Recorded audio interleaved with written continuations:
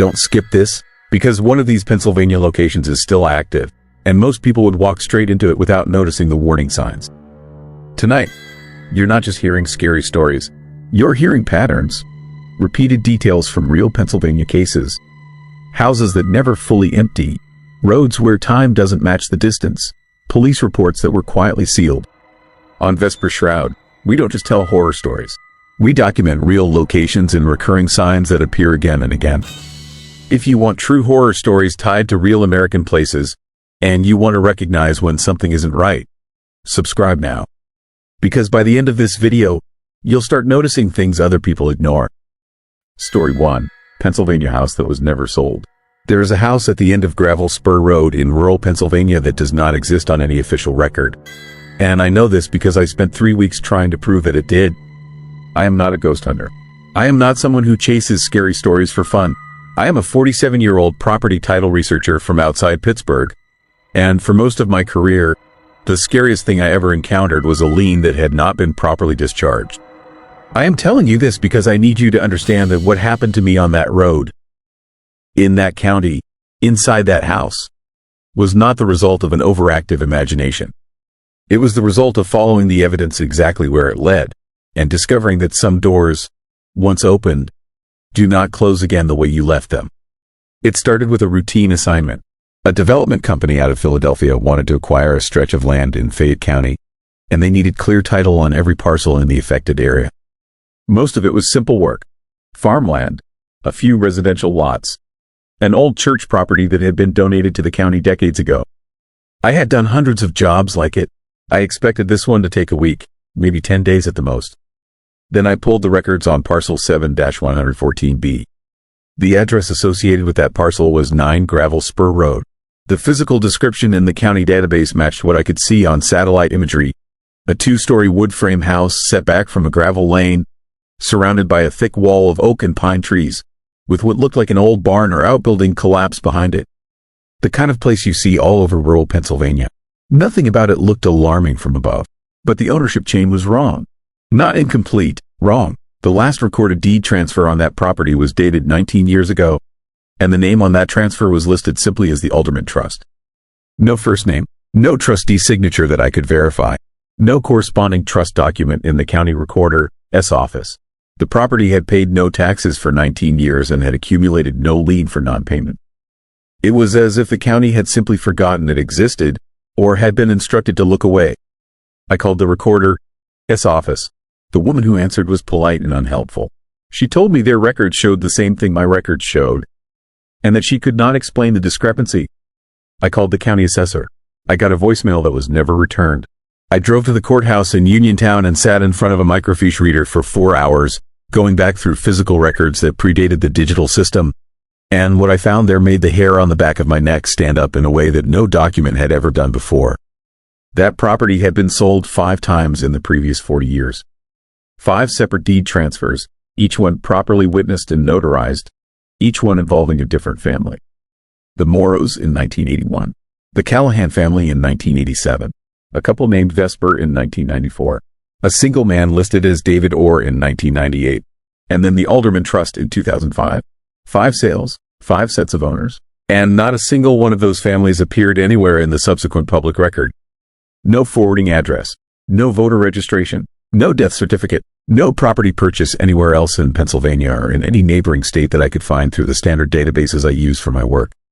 5 families had bought that house and then, as far as the paper trail was concerned, ceased to exist. That was the first truly terrifying thing I discovered. It would not be the last.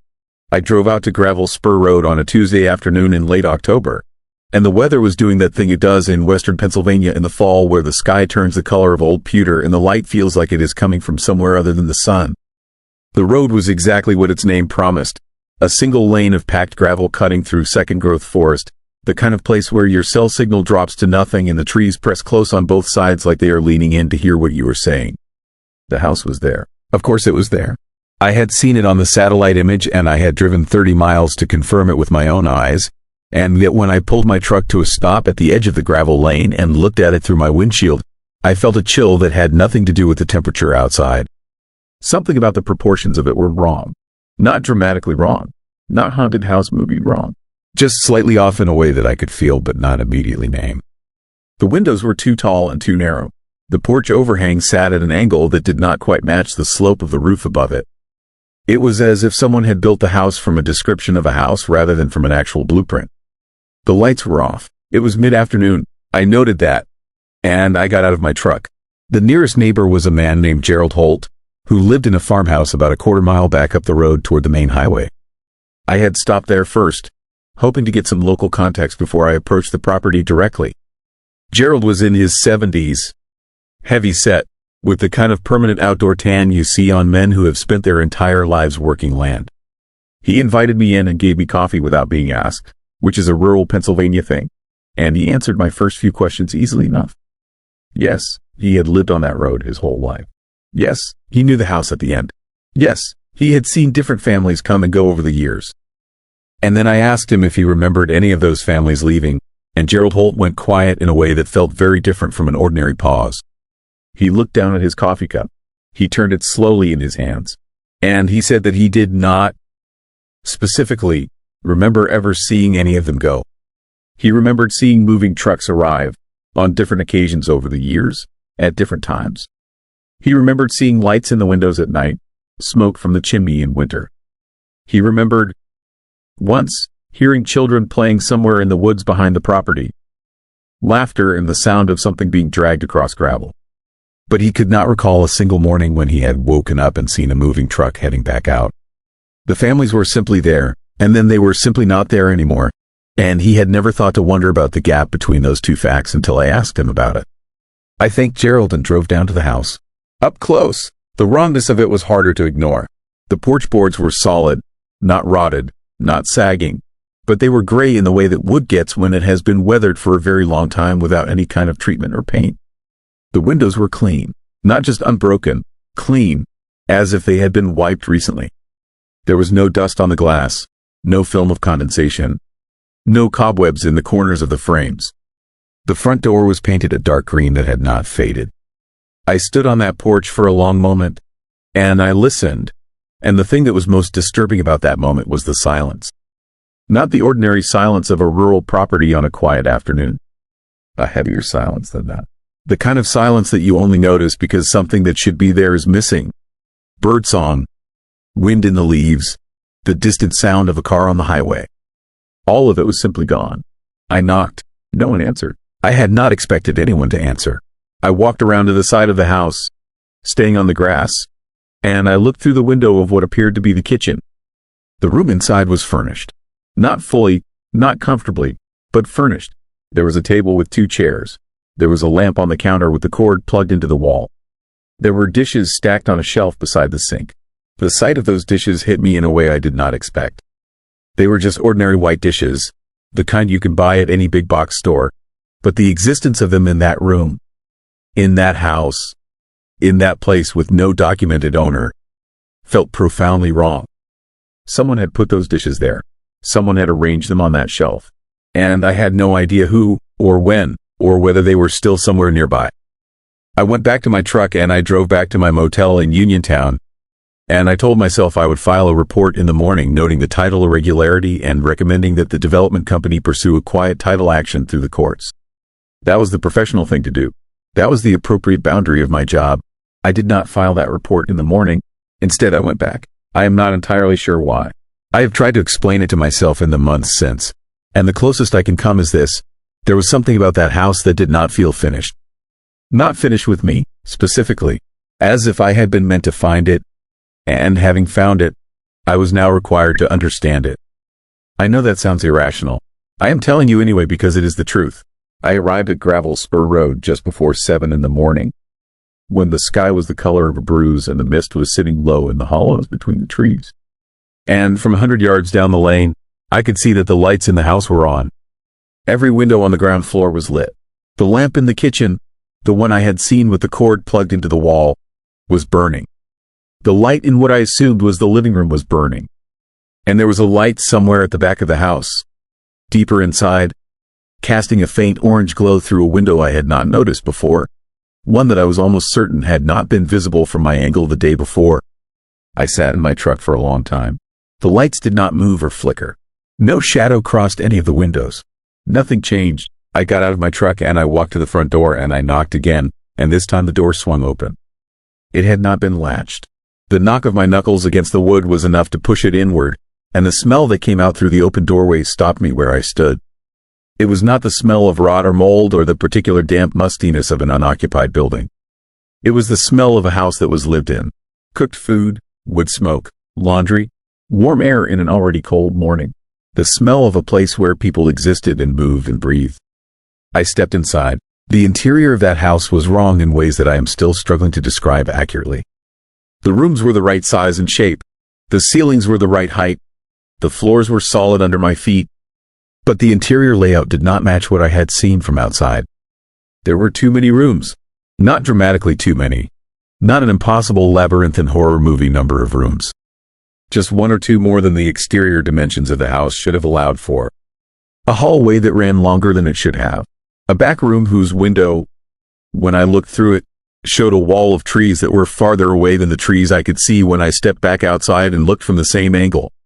The furniture throughout the house was a mixture of styles and eras that made no coherent sense. A modern sectional sofa in the living room.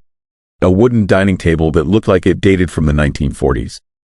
A child's bedroom with a twin bed made up with a quilt and a line of small figurines arranged on the windowsill, each one facing outward, as if watching the road. In the master bedroom, a large framed photograph on the wall showed a family standing in front of the house, 2 adults and 3 children. But the photograph was slightly out of focus in a way that made it impossible to distinguish any of their faces. I stood in front of that photograph for a long time and I felt a fear so cold and so specific that I want you to understand it was not general dread. It was the particular terror of recognizing that something was being hidden from me deliberately. I found the back room, the one with the orange light. The door to it was at the end of the hallway that ran longer than it should have. The door was closed. The orange light bled through the gap at the bottom. I stood outside that door for what felt like a very long time, and I was aware, with a clarity that I find difficult to convey, that I was standing at a threshold I could not uncross. Whatever was behind that door was the answer to everything I had been finding in those county records, in those microfiche files, in Gerald Holt's long quiet pauses over his coffee cup. The missing families were in those answers. The house that never sold, the trust that left no trace, the lights that came on at sunset with no one there to turn them on, all of it was behind that door. I opened it. The room was empty. No furniture, no lamp, though the orange light was still there, coming from nowhere I could identify, filling the room like late afternoon sun even though the hour was early morning. The walls were covered in writing, not carved or scratched, written in pencil, in a small precise hand, from floor to ceiling on all 4 walls. Names and dates, dozens of them. The Morrows, 1981 to 1986. The Callahans, 1987 to 1993. The Vespers, David Orr, and others before them, going back further than I had researched, back to the 1940s and beyond. Each entry followed the same format. A family name, 2 dates, and after the second date, a single word that I read over and over, moving around the room, running my finger along the writing until I was certain I had read it correctly each time. The word was staying. Every single entry, staying. Not left, not gone, not deceased, staying. I walked back out through that house and I got into my truck and I drove back to the highway without stopping. I filed my report. I noted the title irregularity. I recommended a quiet title action. I did not mention the writing on the walls, because there is no box on a title report form for that. But here's the thing that has kept me awake on more nights than I care to count since that October morning. The thing that I have come back to over and over in my mind because I cannot explain it and I cannot dismiss it. When I drove away from 9 Gravel Spur Road and turned back onto the main road, I checked my rearview mirror the way you do when you are leaving a place and you want one last look at it. And through my rear window, through the bare October trees, I could see the house clearly enough. The lights were off, every one of them. Dark windows, no glow, nothing. But there was a figure standing on the porch, motionless, watching the road. I could not see a face. I could not determine any detail beyond the simple dark outline of a human shape standing completely still. I drove faster. I did not look again. I told myself it was a shadow, a trick of the light. The mind, this tendency to find human shapes in ambiguous darkness. I told myself all of that and I almost believed it. What I cannot explain away, what still lives in the unlit part of my mind like a coal that never quite cools, is this. The development project in Fayette County was approved. The land acquisition went through on every parcel except one. Parcel 7-114B was excluded from the final agreement. When I asked the project manager why, she told me the company had decided not to pursue it. When I asked her who had made that decision and when, she got quiet for a moment and then told me she was not sure. She said it had simply come through as a direction from above, with no further explanation, and that nobody at the company had pressed on it because sometimes with rural properties there were complications that were easier to walk away from than to resolve. The house at 9 Gravel Spur Road is still there. The county records still show no valid owner. Gerald Holt is still in his farmhouse a quarter mile up the road. And when I called him in the spring to follow up, he told me without me asking that he had noticed some cars parked in the lane recently. Different days, different cars. He thought perhaps someone new had moved in. He had not seen them arrive. He was not sure when it had happened. The lights still come on at sunset. Every night, according to Gerald.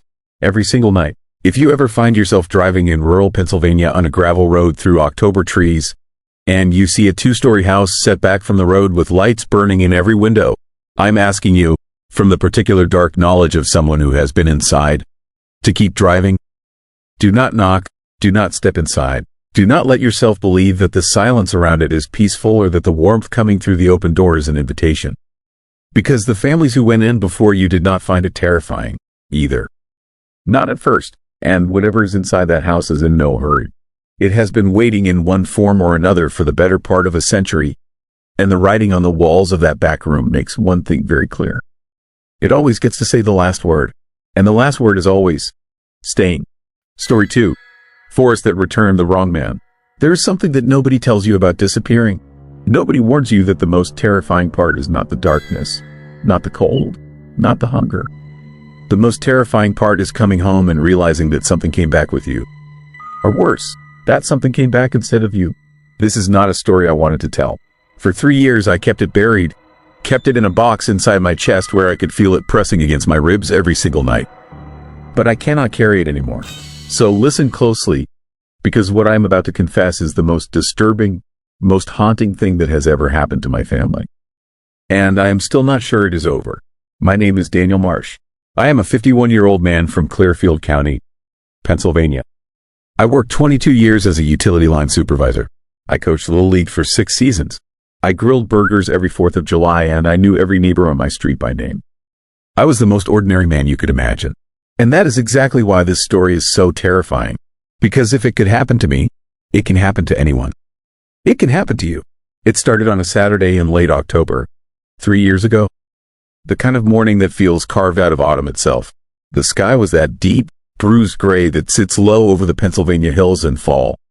And the trees had already dropped most of their leaves, leaving the forest looking skeletal and raw. I had been hunting those woods since I was 14 years old. My father had taken me out there for the first time when the leaves were just like that, skeletal and bare, and he had shown me how to move quietly, how to read the ground, how to respect the forest. I knew those woods. Or I thought I did. I went in alone that morning. My hunting buddy Carl had called the night before with a bad knee. And I told him no problem. I would go out for just a few hours, maybe bag a deer before noon, and be home in time to watch the game. My wife, Linda, made me coffee in a thermos and handed it to me at the back door. She told me to be careful. I kissed her on the cheek. I told her I would be back by lunch. I was not back by lunch. I entered the woods at approximately 7 in the morning through a familiar trailhead about 12 miles outside of town. The path I took was one I had walked so many times that my feet knew every root and dip in the ground without me having to think about it. The forest was quiet that morning. Unusually quiet. I noticed it right away, but I did not give it the weight it deserved. No birds. No squirrels moving through the dry leaves. Just a deep, eerie stillness that sat over everything like a held breath. I told myself it was the cold. Animals go quiet when it gets cold. I told myself a lot of things that morning that I no longer believed. I had been walking for about 40 minutes when I found the clearing. I had never seen that clearing before. I want you to understand how strange that is. I had been through those woods hundreds of times over nearly 4 decades. I knew every major landmark, every creek crossing, every ridge. And yet here was an open circle of ground, maybe 60 feet across, where no trees grew. The soil inside the clearing was dark, almost black, and completely bare. Not even dead grass. Not a single leaf had fallen inside that circle, despite the fact that the trees surrounding it were stripped almost bare. It was as if the clearing was rejecting everything that fell into it, or as if nothing dared to fall there at all. I stood at the edge for a long time. There was something deeply unsettling about that space. The air above it felt different, heavier somehow, like the pressure had changed. I had a sensation I can only describe as a kind of wrongness, a feeling in my gut that this place did not follow the same rules as the rest of the world. My dog would have refused to go near it. I know that now. I wish I had that instinct. I stepped inside. The moment my boot crossed that dark soil, the silence changed. It was no longer the silence of an empty forest. It was the silence of something listening. I stood in the center of a clearing and looked up at the gray sky, and I had the overwhelming, bone-deep sensation that I was being watched from every direction at once. Not from the trees, from inside the ground beneath me, from the air itself, like every molecule of that place had eyes. And then the fog came. It rolled in from the tree line with a speed that made no physical sense. Thick, white fog that swallowed the trees in seconds, then swallowed the sky, then swallowed me. I could not see my hand in front of my face. I pulled out my compass. The needle was spinning, not drifting, not twitching. Spinning, continuously, like someone had taken a magnet and was dragging it in circles beneath the ground. My phone had no signal, which was not unusual in those woods, but when I tried to use the flashlight function, the screen flickered and went dark. The battery was at 70%. It just went dark. I started walking. I walked for what felt like 20 minutes before I realized I had not left the clearing. I could feel the edges of it, that circle of bare dark earth, and no matter which direction I chose, I kept arriving back at the center. I was not panicking yet. I was a practical man. I told myself the fog would lift. I sat down on the cold ground and I waited. And that is the last clear memory I have from inside those woods. The next thing I remember with any certainty is standing at the edge of the tree line, back at the trailhead where I had entered, blinking in weak afternoon sunlight. The fog was gone. The forest behind me looked ordinary and still. I checked my watch and it read 11:47 in the morning. I had been gone roughly 4.5 hours, which felt about right for a morning hunt that had gone a little long. My rifle was still slung over my shoulder. My thermos was still in my pack. Nothing seemed out of place, except that when I got to my truck and looked at myself in the rearview mirror, I did not recognize my own reflection for 3 full seconds. I do not mean that in a poetic way. I do not mean I looked tired or different. I mean that for 3 full seconds, something in my brain failed to connect the face in the mirror to the concept of me. I stared at that face and felt a cold, creeping horror that I had never experienced before. A sense that the person looking back at me was not the person who had walked into those woods that morning. Then it passed, and I told myself I was dehydrated, rattled, and cold. I drove home. Linda was standing at the kitchen window when I pulled in. She told me later that she had been watching for me since noon. I walked in through the back door and she turned around and her face did something I had never seen it do in 23 years of marriage. She smiled, but the smile did not reach her eyes. There was a beat of hesitation, barely a second, before she crossed the kitchen and hugged me. I felt her arms tighten around me and I heard her exhale, and in that exhale was not relief. There was something else, something that sounded like grief. I did not notice it then, but she noticed everything. Over the next week, she began keeping a list. She never showed it to me, but I found it months later in a notebook in her nightstand. It was written in her careful handwriting, dated entries, each one more chilling than the last. Day 1, Daniel came home and did not ask about the game. He always asks about the game. He sat at the dinner table and stared at his fork for almost a minute before he started eating. Day 2, Daniel walked past the dog without petting her. He has never once walked past that dog without stopping to pet her in 11 years. The dog backed away from him and hid under the bed. She has not come out when Daniel is in the room since he came back from the woods. Day 3, Daniel could not remember the name of our neighbor Frank, who he has known for 15 years. He covered it quickly, but I saw the blankness before he filled it in. Day 5, Daniel asked me what my mother's name was. He said he was tired and was just having a moment. My mother died 4 years ago. He gave the eulogy at her funeral. Day 7, I woke up at 3 in the morning and Daniel was standing at the bedroom window looking out at the backyard. When I asked him what he was looking at, he said, and I am writing this exactly as he said it, he said the ground. Reading that list for the first time was one of the most disturbing experiences of my life, because I remembered all of those moments, And in each of them, I had felt nothing wrong. I had felt like myself. I had felt perfectly normal. And that is what made it so deeply terrifying. The horror was not that I was acting strange. The horror was that I did not know I was acting strange. Something had been hollowed out of me somewhere in those woods, some fundamental layer of myself, and whatever had come back to Linda that afternoon was wearing my face and my memories and my voice. But it was wearing them the way a person wears a coat that does not quite fit. I went back to the woods 2 weeks later. I told myself I was looking for answers. I told myself I needed to find that clearing and understand what had happened. Linda begged me not to go. She stood at the back door, the same place she had stood when she handed me the coffee thermos the first time, and she told me she did not want me to go back. I asked her why. She said, and this is the most haunting thing anyone has ever said to me. She said she was not sure I would come back the same person a second time. Then she paused and she said she was not sure I had come back the same person the first time. I went anyway. I found the trailhead easily. I walked the same path. I was looking for the clearing, that 60-foot circle of black earth, and after an hour of walking I had to accept that I could not find it. The woods looked normal. The birds were out. Squirrels moved through the leaves. Everything was exactly as it should be, and the fact that it was all so ordinary felt more unsettling to me than any shadow or creaking branch could have. The forest had rearranged itself into innocence, or it had never been anything other than innocent, and whatever had happened to me 3 weeks earlier had happened somewhere else entirely. Somewhere that did not appear on any map. I sat down at the base of a large oak tree and I tried to remember what had happened inside the fog. I closed my eyes and I pushed as hard as I could at the blank space in my memory, that 4-hour gap between stepping into the clearing and finding myself at the trailhead. I pushed until my head ached. I pushed until sweat was running down my neck despite the cold. And for just a moment, a single frame of an image surfaced from somewhere deep and dark inside my skull. It was a room, not a room in any house I had ever seen. A room with no corners, no angles, walls that curved into floor and ceiling without any break.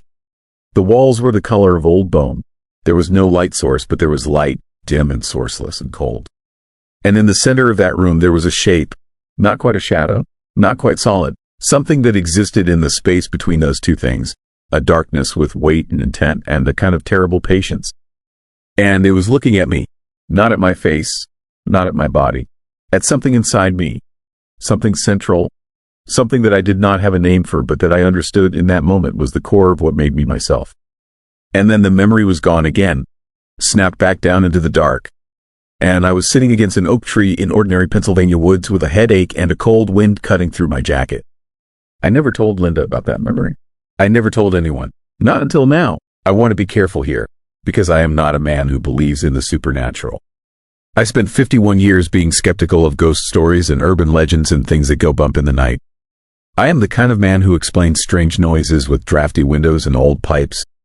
But I also spent 51 years being a person who knew his own mind, who felt continuous and whole inside himself, who could look at his own face in a mirror and recognize it instantly and completely.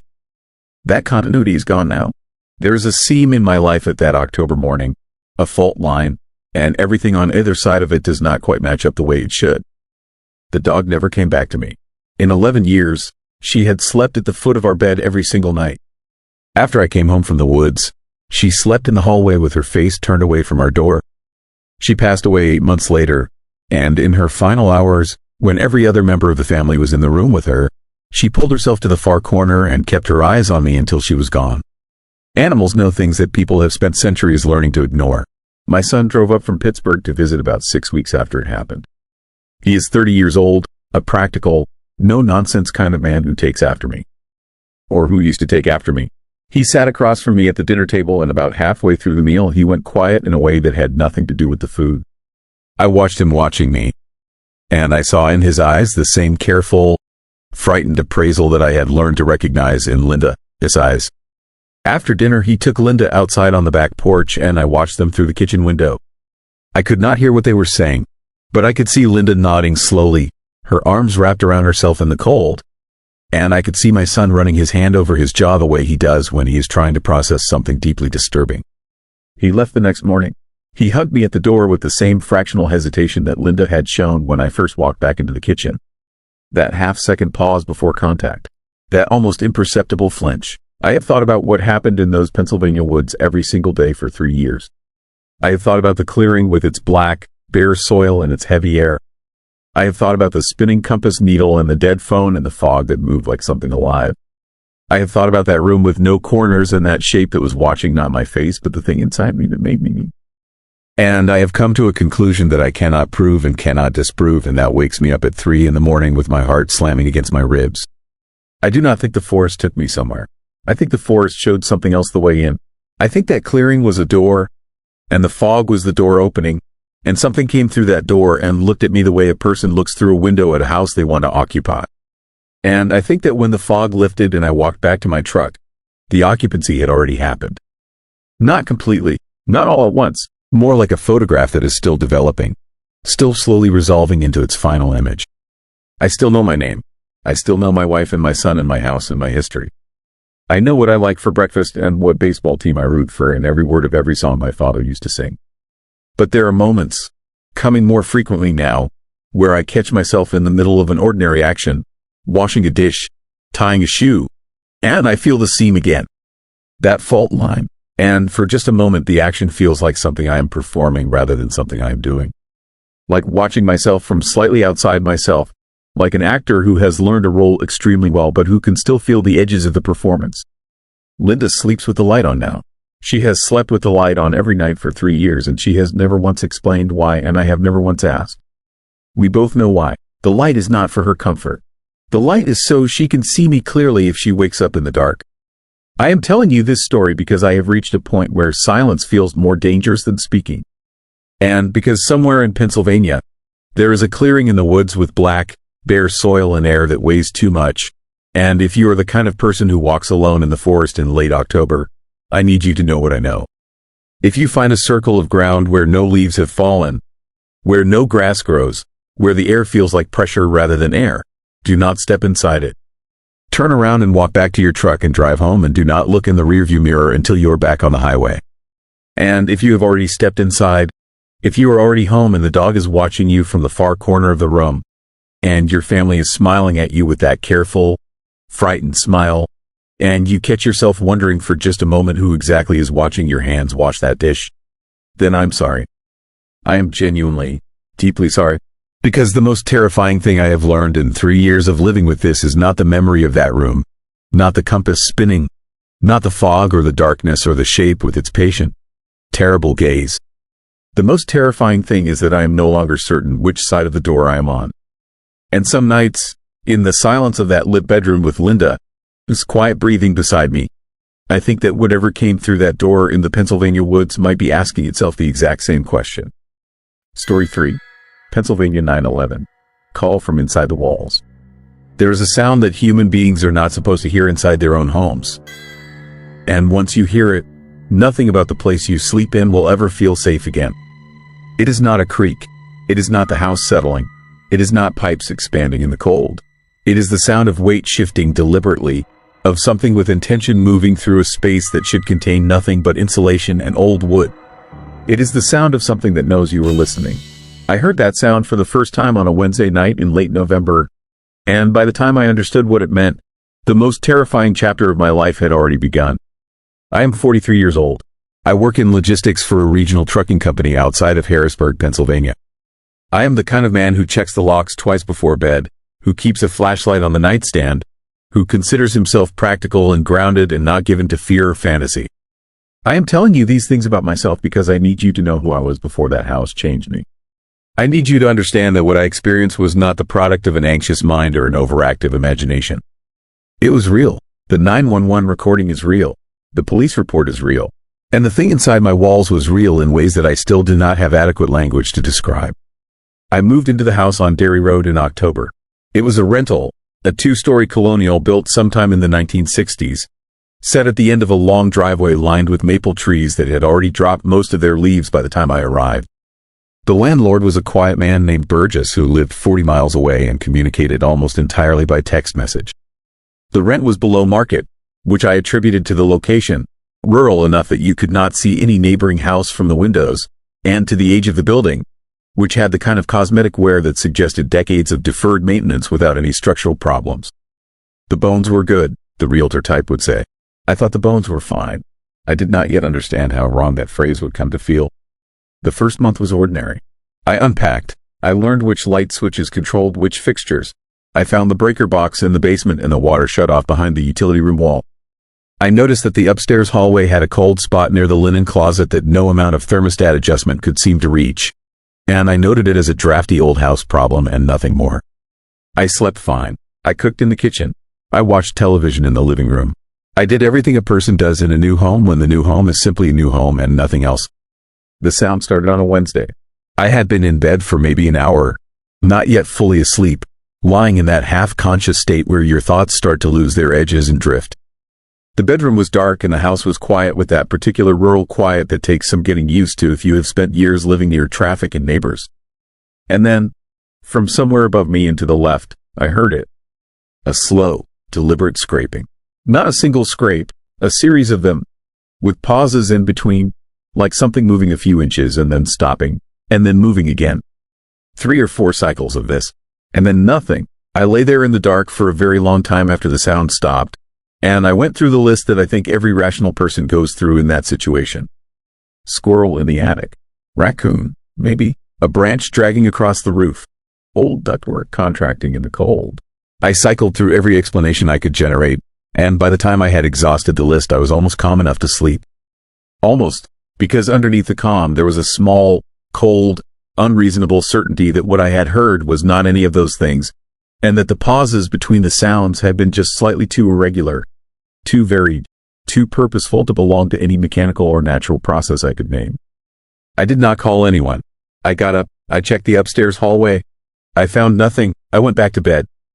In the morning the house was ordinary and bright, and I felt slightly foolish for having been unsettled. The sound came back on Friday. This time it was below me, in the walls beside the staircase rather than above the bedroom ceiling. The same slow, deliberate quality. The same pauses. I stood at the bottom of the stairs and I pressed my ear against the drywall and I listened. And what I heard on the other side of that wall was close enough that I could feel the faint vibration of it through the surface against my cheek. Something was in there, not behind the wall and the distant sense of behind the exterior siding. Inside the wall cavity itself. Moving. I called Burgess the next morning. He texted back within an hour to say it was probably squirrels and that he would send someone to check the roofline for entry points. I did not hear back from him after that. No one came. The sounds continued. By the second week of November, they had developed a pattern that was more disturbing than any single incident. Because patterns imply intelligence and intelligence implies intent. The sounds happened at night, always between roughly 10 in the evening and 2 in the morning. They moved, not in a fixed location. They migrated through the walls from room to room in a way that I began to track by moving through the house myself, pressing my palm flat against different surfaces, feeling for vibration, trying to map the path. Whatever was in there moved along the interior walls, not the exterior ones. It seemed to favor the spaces behind the kitchen cabinets, the cavity beside the master bathroom, and the section of wall that ran the length of the upstairs hallway. It moved slowly enough that tracking it was possible if you paid attention. And I paid attention. I became, over those 2 weeks, intensely and terrifyingly attentive to my own walls. I started sleeping with a recorder running. I have the files still. I have listened to them more times than is probably healthy. In the dark hours of the night when I cannot sleep and the old fear comes back sharp and specific. The recordings are disturbing in a way that transcends easy description, because they capture something that your brain resists accepting. The sound is unmistakably organic. Not mechanical, not structural. The pauses have a rhythm to them that is too variable to be a machine and too consistent to be random settling. And on the recording from the night of November 14th, if you listen past the ambient noise, you can hear something that I noticed only on my 4th or 5th playback. In the silence between 2 long scraping sounds, there is a faint exhalation. Not a human breath exactly, but something approximating it. Something moving air through something that was not quite a respiratory system, or was one that worked differently from mine. That was the night I called 911. The dispatcher who answered was professional and calm. I told her I had been hearing sounds inside my walls for 2 weeks and that I believed there was something living in the wall cavities of my home. I told her I had ruled out the standard explanations, that the sounds were occurring at this moment as I spoke to her, and that I was, if I am being fully honest about the word I used, scared. Not just unsettled, scared. That recording exists in the Dauphin County Emergency Services System, and I have a copy of the incident report that was generated from it, and if you doubt any part of what I am telling you, those documents are as real as the ground under your feet. Two officers arrived within 20 minutes. They were thorough and they were serious, and they did not treat me like someone reporting a noise complaint. Something about my demeanor, or perhaps the quality of the sounds that were still faintly audible when they arrived, placed them in a category of professional attention that I was grateful for. They searched the house from the basement to the second floor. They checked every access panel, every utility opening, every place where the wall cavities could theoretically be reached. They went into the crawl space under the ground floor. They checked the attic through the access hatch in the upstairs hallway ceiling. The older of the two officers, a man with the kind of face that suggested a career spent seeing things he had learned not to react to, told me something before he left that I have turned over in my mind many times since. He told me that the crawl space and the attic were both too small for any person to fit through, and that there were no tunnels, no false walls, no passages that he could identify connecting the two. He told me that the wall cavities ran continuous from the basement to the roof in the standard way of a house built in that era, and that he could find no explanation for how anything larger than a very small rodent could be moving through them in the way I was describing. And then he paused, and he looked at the wall beside the staircase for a moment, and he said one more thing. He said that the cavity beside the staircase was deeper than it should be. Not dramatically deeper, just by several inches, as if the staircase had been built slightly away from where the original plan intended, leaving a gap between the finished wall and the structural framing that did not serve any obvious architectural purpose. He said he had seen that kind of thing in old houses before, sometimes the result of renovations that shifted the interior layout, and that it was nothing to be alarmed about. He did not explain why he had mentioned it at all if it was nothing to be alarmed about. I moved my bed into the living room that night, and I did not sleep in the bedroom again. I told myself it was temporary, that I was being irrational, that there was a mundane explanation I had not yet found. I told myself that right up until the night 4 days later when the sounds came from inside the living room walls and I lay in my improvised bed on the floor and listened to whatever was in there move in a slow circuit around me, 3 full feet of drywall and insulation between me and it, and understood with a cold and absolute certainty that it knew where I was. I started researching the house the next morning. Burgess had given me almost no history when I signed the lease. A prior tenant, he said, had moved out abruptly due to a job relocation. I had not thought to question this at the time. I questioned it now, and the questioning led me to places that made the scraping in the walls feel like the least disturbing part of what I had stumbled into.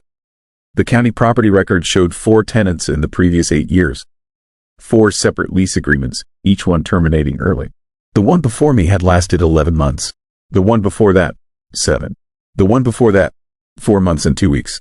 Each of them had broken their lease without documented cause. One had left a forwarding address with the county that turned out to be a post office box that had since been closed. The others had left nothing. It was as if each of them had simply decided, at a certain point, that whatever they were paying in rent was not worth what the house was asking in return. I found one of them. It took me 3 days of searching through social media and an old email address I dug up from a community forum.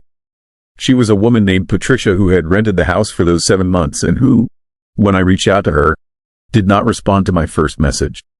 She responded to my second message at 11 at night, which told me something. People who respond to strangers at 11 at night are usually people who have been lying awake thinking about the very thing you asked them about. She did not tell me anything directly. She told me that she had heard sounds, that she had called Burgess twice and he had not addressed it, that she had begun to feel, toward the end of her time there, that the house was aware of her in some fundamental way that had no rational explanation, that the sounds had a quality of attention to them that she could not dismiss, and that on her last night in the house she had woken up at approximately 3 in the morning to find that every light in the house was on, every interior door was open, and the sound was coming from directly behind the headboard of her bed. So close and so deliberate that she had been unable to convince herself for even a moment that it was anything other than what it seemed to be, something pressing against the inside of the wall, using the thin barrier of drywall the way a person presses their face against glass to look through to the other side. She moved out the following morning. She did not take everything with her. I moved out on a Saturday. I lost my security deposit. I left some furniture behind because the thought of spending additional hours in that house, even in daylight, was something my body would not agree to. I put what I could fit in my truck and I drove away without looking back, and I told myself that chapter was closed. Here's what I know now that I did not know then. I have spent the past year and a half trying to find a rational explanation for what lived inside the walls of that house on Derry Road. And I have not found one. I have researched the structural history of the building. I have contacted the county building department. I have found nothing that explains the geometry of those spaces, the depth discrepancy the officer noted beside the staircase, or the way the sounds moved with what I can only call purposeful intelligence through a network of cavities that should have been inaccessible. What I have found is this. The house was substantially renovated in 1991 by a contractor whose name appears in the permit records but who died in 1999 and left no surviving business records. The renovation included, among other things, the interior wall framing on all 3 levels. There are no before and after floor plans on file with the county. No one knows exactly what the interior of that house looked like before 1991, or exactly what was changed, or why certain walls were moved and certain cavities deepened in certain spaces created that serve no architectural purpose anyone has yet been able to explain. The new tenants moved in 6 weeks after I left. I know this because Gerald Holt? No, wrong story. I know this because I drove past the house once, in January, from the road. I did not turn into the driveway. I sat at the end of Derry Road in my truck and I looked at the house from a distance and I noted that there were lights on inside and a car in the driveway and evidence of recent habitation. I almost drove away without stopping, but I had a piece of paper with a name and a phone number on it, the name of the new tenant, which I had obtained through means I will not detail here. And I sat there in the cold January dark and I thought about Patricia waking up at 3 in the morning with every light on in the house.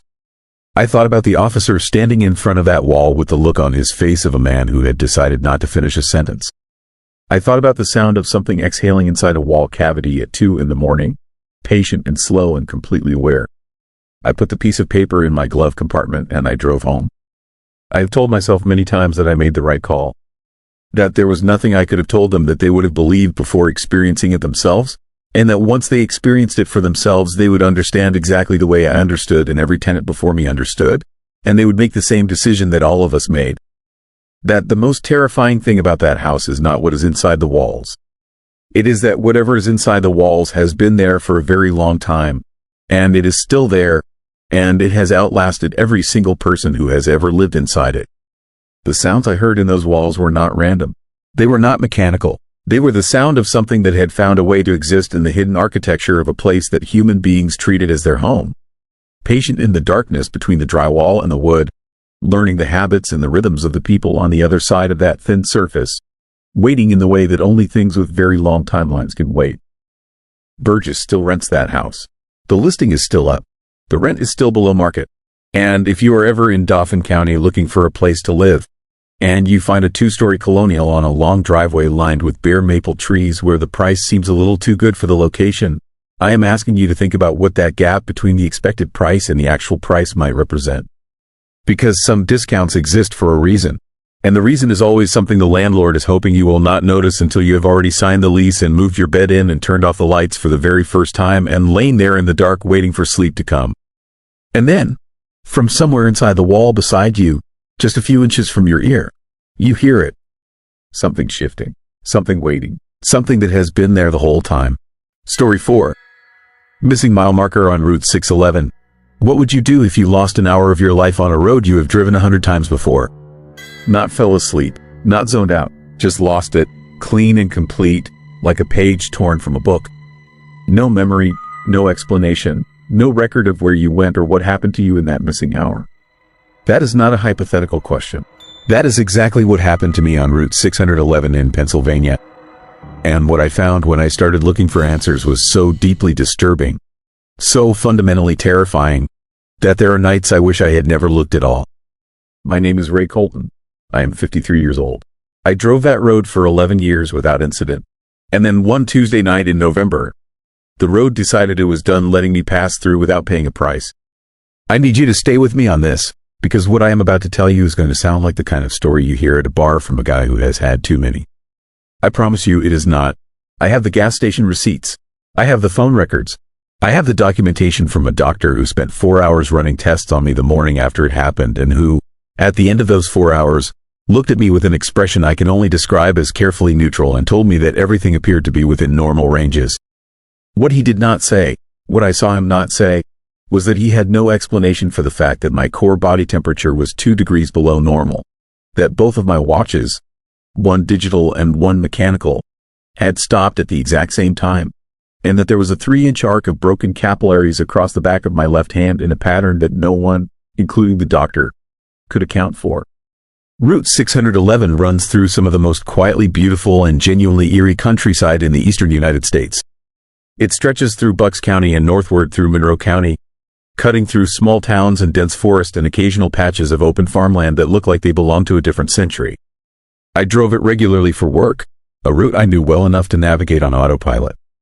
The two-lane sections north of Doylestown always had a particular atmosphere at night, a kind of dark intimacy, the trees pressing close on both sides, the occasional farmhouse light sitting back behind fields like a distant star. It was the kind of road that felt alive in a way that highways do not.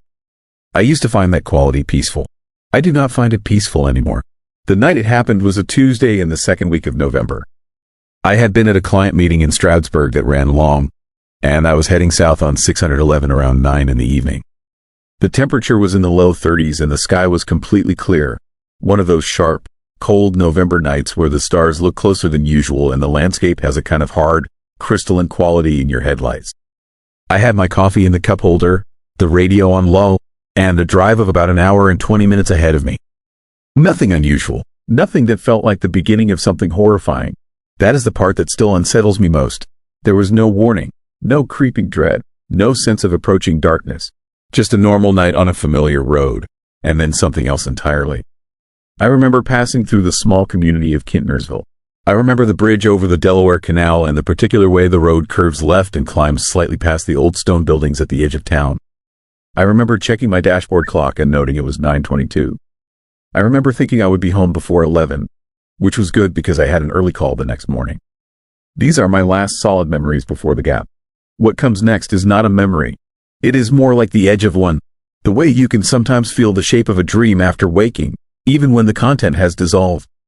What I have is a sensation of stillness, a profound, total stillness, not peaceful but pressurized, like the air inside a sealed container, and a quality of light that was wrong in a way I cannot fully articulate, not darkness, not brightness, but a kind of flat, sourceless illumination that seemed to come from everywhere and nowhere simultaneously.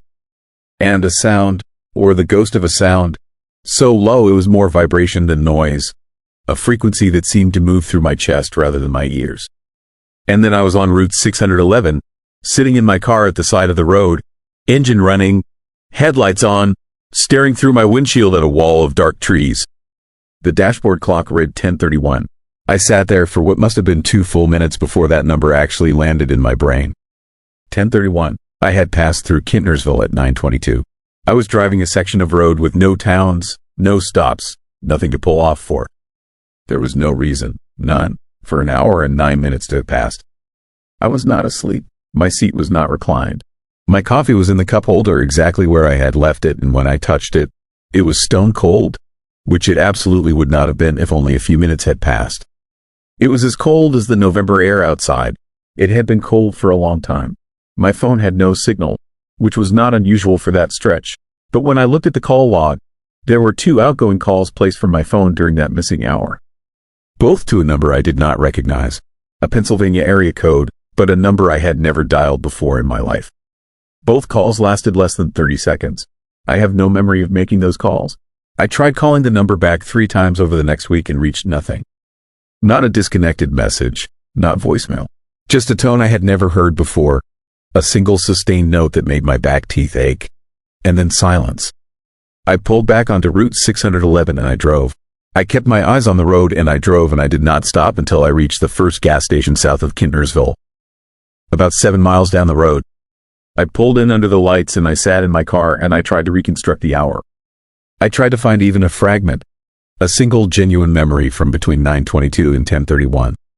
There was nothing. That hour was not blurry or confused. It was simply absent, removed as cleanly as a surgical excision. I went inside and paid for gas I did not need just to interact with another human being. The woman behind the counter was maybe 60, heavy-set, with reading glasses pushed up on her head. I told her I had pulled off the road because I thought I had a flat, and then I asked her, as casually as I could manage, whether she had heard of anyone else having strange experiences on 611 north of town. Something shifted in her face. Not dramatically, just a slight flattening of expression, a pulling back behind the eyes. She told me she did not know what I was talking about, but she said it the way a person says something they have said many times before. Not the words of a person encountering a strange question. The words of a person who has rehearsed the answer. I drove home. I did not sleep. I sat at my kitchen table with a yellow legal pad and I wrote down everything I could remember from that night, every detail before the gap and everything after, and I stared at it until the sun came up. The next morning I called my doctor. That afternoon I was in his office, and 3 hours after that I was staring at the results that showed my body temperature 2 degrees below normal, my watches stopped, and that arc of broken capillaries on my left hand. That was the beginning. What came after the beginning was when things became truly terrifying. I started researching Route 611 and the specific stretch north of Kintnersville. I want to be clear that I went in as a skeptic. I am a numbers man, a logistics consultant, a person who has spent his professional life dealing in verifiable facts and measurable outcomes. I was not looking for supernatural explanations. I was looking for any explanation at all. What I found was a pattern that spanned decades. It took me 3 months of searching through old local newspaper archives, online forums, and a document I eventually obtained through a public records request that I suspect someone very much did not want me to obtain. What I found was that reports of missing time on that specific stretch of Route 611 go back at least to the 1970s. Not continuously, not in clusters. Spread out, years apart, sometimes a decade between reported incidents. Different people, different times of year, different weather conditions, but with striking, chilling consistency in the details. The missing time ranged from 40 minutes to over 2 hours. Every report mentioned disorientation upon return. Several mentioned unusual cold despite the season. And in every single case I could find where the driver had checked their vehicle afterward, there was some form of minor but unexplainable instrument disruption. Clocks stopped, GPS units wiped clean. In one report from 1987 that I found in a regional paper, a truck driver described his CB radio producing a sustained tone, a single low note, for approximately 3 miles before the gap in his memory. A single sustained note that made his back teeth ache. I need to pause here and tell you about the mile markers, because this is where the story becomes something more than just terrifying personal experience and enters the territory of something genuinely and systematically wrong. Mile markers on Route 611 are posted at regular intervals, as they are on any Pennsylvania state road. Standard green posts with white numbers, placed every mile. On the stretch between Kintnersville and the township line to the north, there are 7 mile markers. When I drove that road at night, a week after my own experience, in daylight this time, specifically to document the markers, I counted 6. I drove it twice to be sure. 6 markers, the sequence ran correctly up to a point, then skipped a number, then continued normally. As if 1 mile simply did not exist in the official record of that road. I reported this to PennDOT, the Pennsylvania Department of Transportation. I received a written response 3 weeks later informing me that their records indicated all markers on that segment were present and accounted for and that a field inspection had found no anomalies. I have photographs of those 6 markers. I have driven that road 11 times since my incident, always in daylight, always with a camera, and every single time there are 6 markers where there should be 7. The missing marker is always the same one. The gap in the sequence is always in the same place. And that place corresponds, as precisely as I've been able to calculate, to the location where my car was sitting on the shoulder when I came back to myself at 10:31. I found 4 other people who had experiences on that road. It took me over a year to find them, because none of them were advertising the fact. 2 I found through an obscure online forum dedicated to unexplained highway phenomena. 1 I found through a reference in a letter to the editor of a Bucks County newspaper from 2009. And 1 I found because he found me, reaching out 6 months into my research after someone apparently mentioned my name to him through a chain of connections neither of us could fully trace. His name I will not use. He was a retired state police officer who had driven that road regularly during his years on the force. His experience had happened in 2003. He had never filed a report, he told me, because he already knew what would happen if he did. He told me instead that in his years on the road, he had heard 3 other officers mention strange experiences on that particular stretch. Always in lowered voices, always with the particular discomfort of people describing something that had no business being real. He also told me something that changed the entire shape of my understanding of what had happened to me. He told me that the night of his own experience, he had been with a partner. 2 people in the same car. Both had lost the same hour. Both had zero memory of the gap. But when they compared their sensations upon return, there was one significant difference. He had felt the cold, the bone-deep, sourceless cold that I had felt, that seemed to come from inside rather than outside. His partner had felt nothing unusual. And when they checked their equipment, his watch had stopped. His partner had not. Whatever was happening on that road was not happening to everyone equally. It was selecting. It was choosing. I have spent 2 years trying to understand what that means, and I have not arrived at any conclusion that fully satisfies me. What I have arrived at is a set of observations that I present to you not as explanation but as data. The incidents are spread over decades.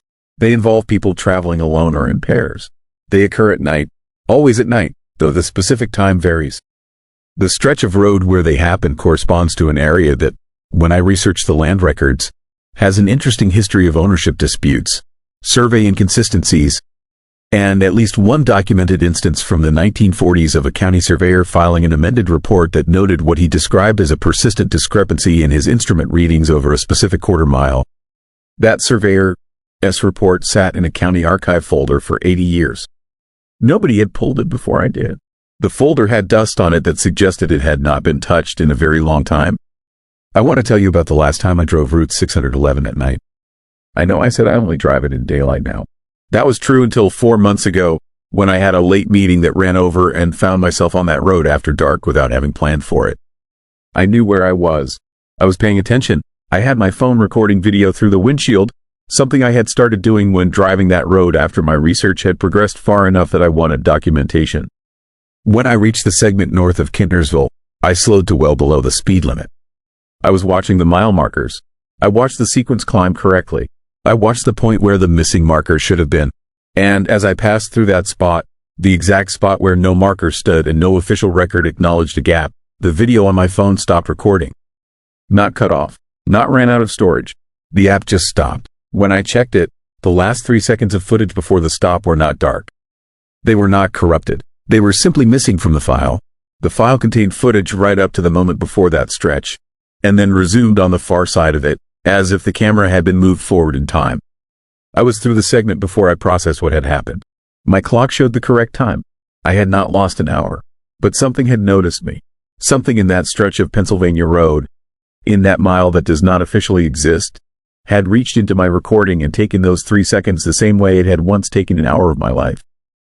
Like a toll, like a reminder, like something establishing, clearly and without ambiguity, that it was still there and that it knew I was still looking. I am still looking. I do not know what is on that road. I do not know what occupies that missing mile.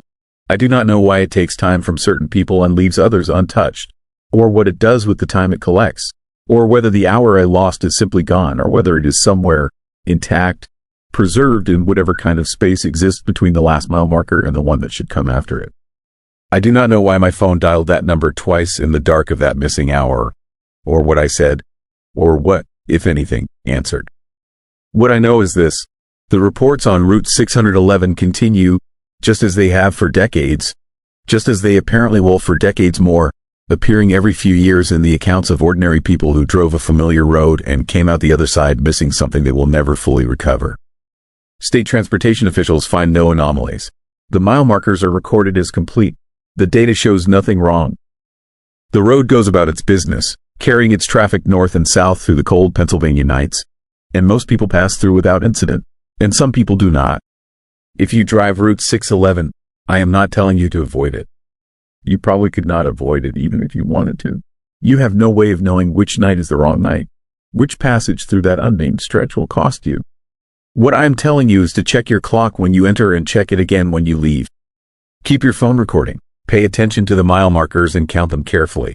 And if you ever hear a single sustained tone coming from your radio, a low note that you feel more in your chest than your ears, a note that makes your back teeth ache and seems to come from somewhere beneath the road rather than from your speakers, I want you to do something for me.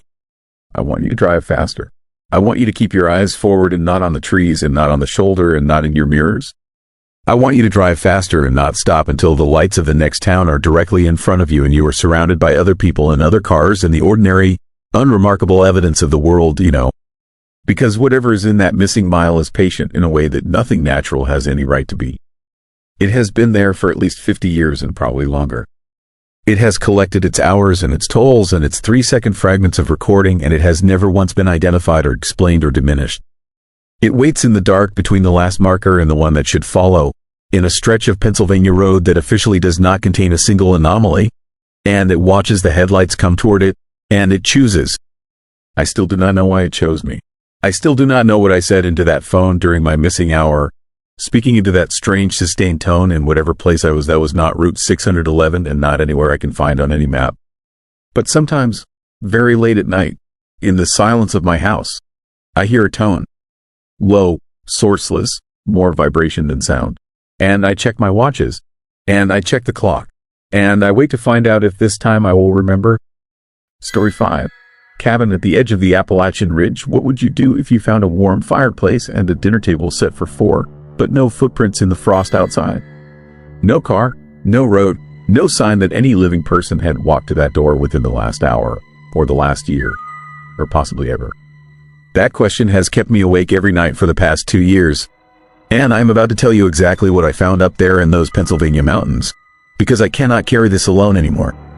Some things are too dark, too terrifying, too deeply wrong to keep locked inside one person. This is one of those things. My name does not matter.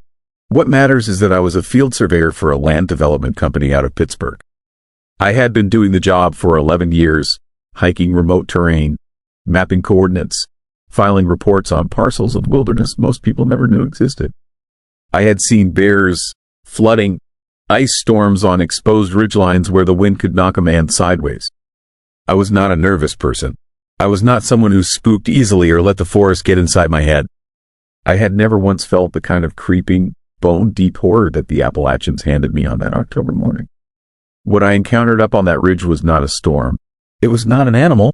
It was something I still do not have a name for, and the namelessness is the most terrifying part of all. The assignment was routine. A land developer wanted a parcel surveyed near the ridgeline, approximately 14 miles east of a small town called Millhaven. I had worked that region before. Dense forest, rocky ground, elevation changes that wore out your knees and your patience in equal measure.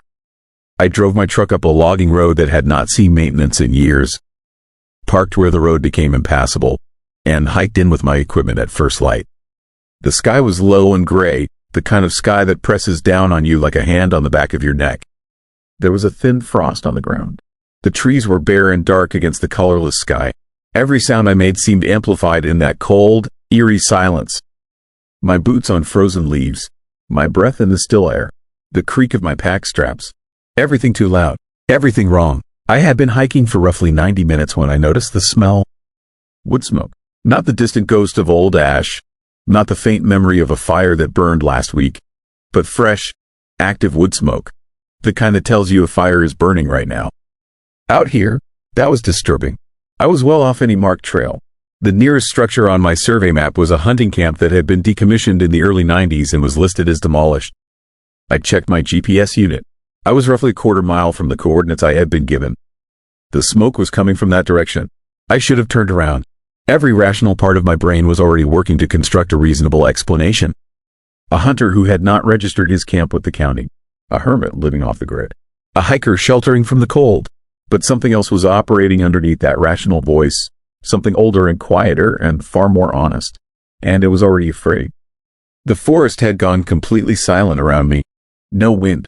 No birds. Not a single sound except the crunch of frost under my boots and that slow, chilling pull of smoke drawing me forward like a rope around my chest. I came through a line of old hemlocks and stopped cold. The cabin sat in a small clearing, backed up against the ridge wall as if it had grown there over centuries. It was not large, maybe one room and a loft, built from dark timber that had gone almost black with age and moisture. The roof was intact. The windows had glass, old wavy glass that caught the gray morning light and threw it back in dull, eerie reflections. A thin ribbon of smoke rose from the stone chimney in a perfectly straight, horrifying line into the absolutely still air. There was a woodpile stacked neatly beside the door. The logs split clean and pale at their cut ends. The clearing itself was carpeted in frost-covered leaves and sparse brown grass. And there were no footprints anywhere. Not a single one. Not around the woodpile. Not on the path to the door. Not leading in from any direction through the forest. The ground surrounding that cabin was completely, impossibly undisturbed, pristine, as if the whole structure had simply materialized in the clearing. Fire already burning, dinner already cooking, with no human being involved in any of it. I stood at the edge of the tree line for a long time, scanning the clearing, watching the windows, listening. Nothing moved. The smoke kept rising in that perfectly straight, unsettling column. The silence held like something pressing against my eardrums. Eventually, something I can only describe as a horrifying compulsion dragged me across that clearing, one slow step at a time. I knocked on the door. Nothing. I knocked again. Harder. Nothing. The door was unlocked. It swung inward with the kind of slow, heavy deliberateness that felt almost ceremonial, and what I saw inside stopped the air in my lungs. The interior was fully furnished. A small iron bed frame with a wool blanket folded at the foot with military precision. A bookshelf along the far wall with actual books, their spines faded but legible, titles I did not stop to read because my eyes were being pulled in too many directions at once. A rocking chair angled toward the fireplace, positioned the way you would angle it if you had just stood up and walked away for a moment and planned to return. And the fireplace was blazing. Not smoldering, not barely alive, but fully and actively burning with a high, rolling orange flame that threw real heat and real dancing light across the entire room. On the table in the center of the space, there were 4 place settings.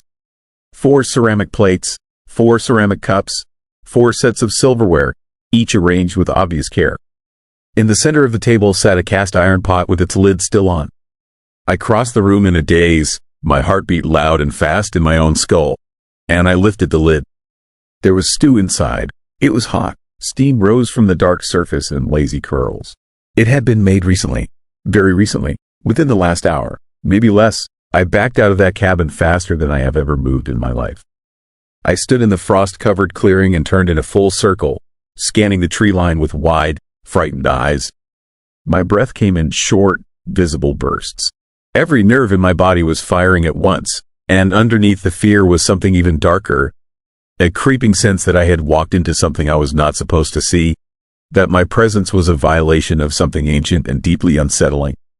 I called out into the forest, my voice cracking. No answer came back, just my own sound absorbed into those dark trees and gone. I pulled out my satellite phone and managed to reach my company dispatcher on a weak signal. I gave my coordinates and told them what I had found. There was a long, strange pause before the dispatcher told me to stay put and wait for law enforcement. I told the dispatcher the fire was burning, the food was hot, and there were no tracks in the frost outside. Another pause, then the call dropped. I did not wait inside the cabin. I could not bring myself to cross that threshold a second time. Instead, I circled the exterior, looking for any rational explanation. The ground around the entire perimeter was untouched. The frost was unbroken all the way to the base of the walls. No back door, no cellar hatch, no window that had been opened. The woodpile had clearly been split recently. The cut end still white and raw. But there was no axe, no maul, no wedge, no saw. Every tool that would have been required had simply vanished. The eerie feeling that had started as a low hum was now a full, terrifying roar. I kept seeing movement at the edges of my vision, shadows shifting between the trees, dark shapes that dissolved the instant I turned to face them.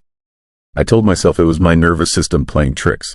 I told myself the human brain manufactures its own horror when confronted with something it cannot explain. But the shadows kept moving. The sheriff arrived 2.5 hours later with a deputy and a wildlife officer. They approached the cabin, examined the exterior in silence, and went inside. By then the fire had burned down to thick glowing embers, but the room was still warm. The stew had cooled but had not congealed. One deputy photographed everything with methodical efficiency, and the sheriff walked the perimeter just as I had done. When he came back around to where I was standing, he looked like a man who had swallowed something that was not going to sit well. He confirmed what I already knew. No footprints, no tire tracks on the logging road, no trails leading in from any direction, no disturbance of any kind on the ground outside the cabin walls. State records showed nothing. The parcel had no structures on file. No deed, no construction permit, no mention in any county or state survey going back over 100 years. The land belonged to a timber company with no knowledge of any cabin on the site. State police arrived the following day with a forensic team that spent 6 hours in that clearing. The results came back weeks later, and I was told only a portion of what they found. The ceramic plates were dated, based on their clay composition and glazing technique, to sometime between 1890 and 1920. The stew contained venison, wild root vegetables, and foraged herbs. The timber used to construct the cabin matched the local species of the surrounding forest, but core samples indicated the wood had been cut and dried no earlier than a century and a half ago. What no official source has ever been able to explain was a faint residual electromagnetic signature detected inside the walls, something a forensic analyst described to me off the record as resembling a standing wave, the kind of pattern associated not with a device or electricity, but with a sustained and persistent presence over a very long period of time. I went back once, 6 months later, on a clear spring morning when the woods were green and birds were loud in the canopy. I told myself I needed closure. I told myself I was not afraid. Both were lies. I crossed the clearing, pushed open the door, and stepped inside. The table was still set. The fireplace was cold. The pot was empty. In the center of the table, placed precisely between the 4 empty plates, was a single photograph. Black and white, worn at the edges, curled with age. It showed 4 people standing in front of the cabin. A man, a woman, and 2 children. They were dressed in the clothing of the early 20th century, dark wool and heavy coats, the children in bonnets. All 4 of their faces were turned slightly away from the camera, angled to the left in unison, as if they had all heard something at the exact same moment the shutter clicked and had turned to look at it together. I took the photograph. I drove home. I put it in a kitchen drawer and did not open that drawer for 3 days. On the 4th day I opened it. The photograph was the same 4 figures in front of the same dark cabin, except that now there were 5 figures in the frame.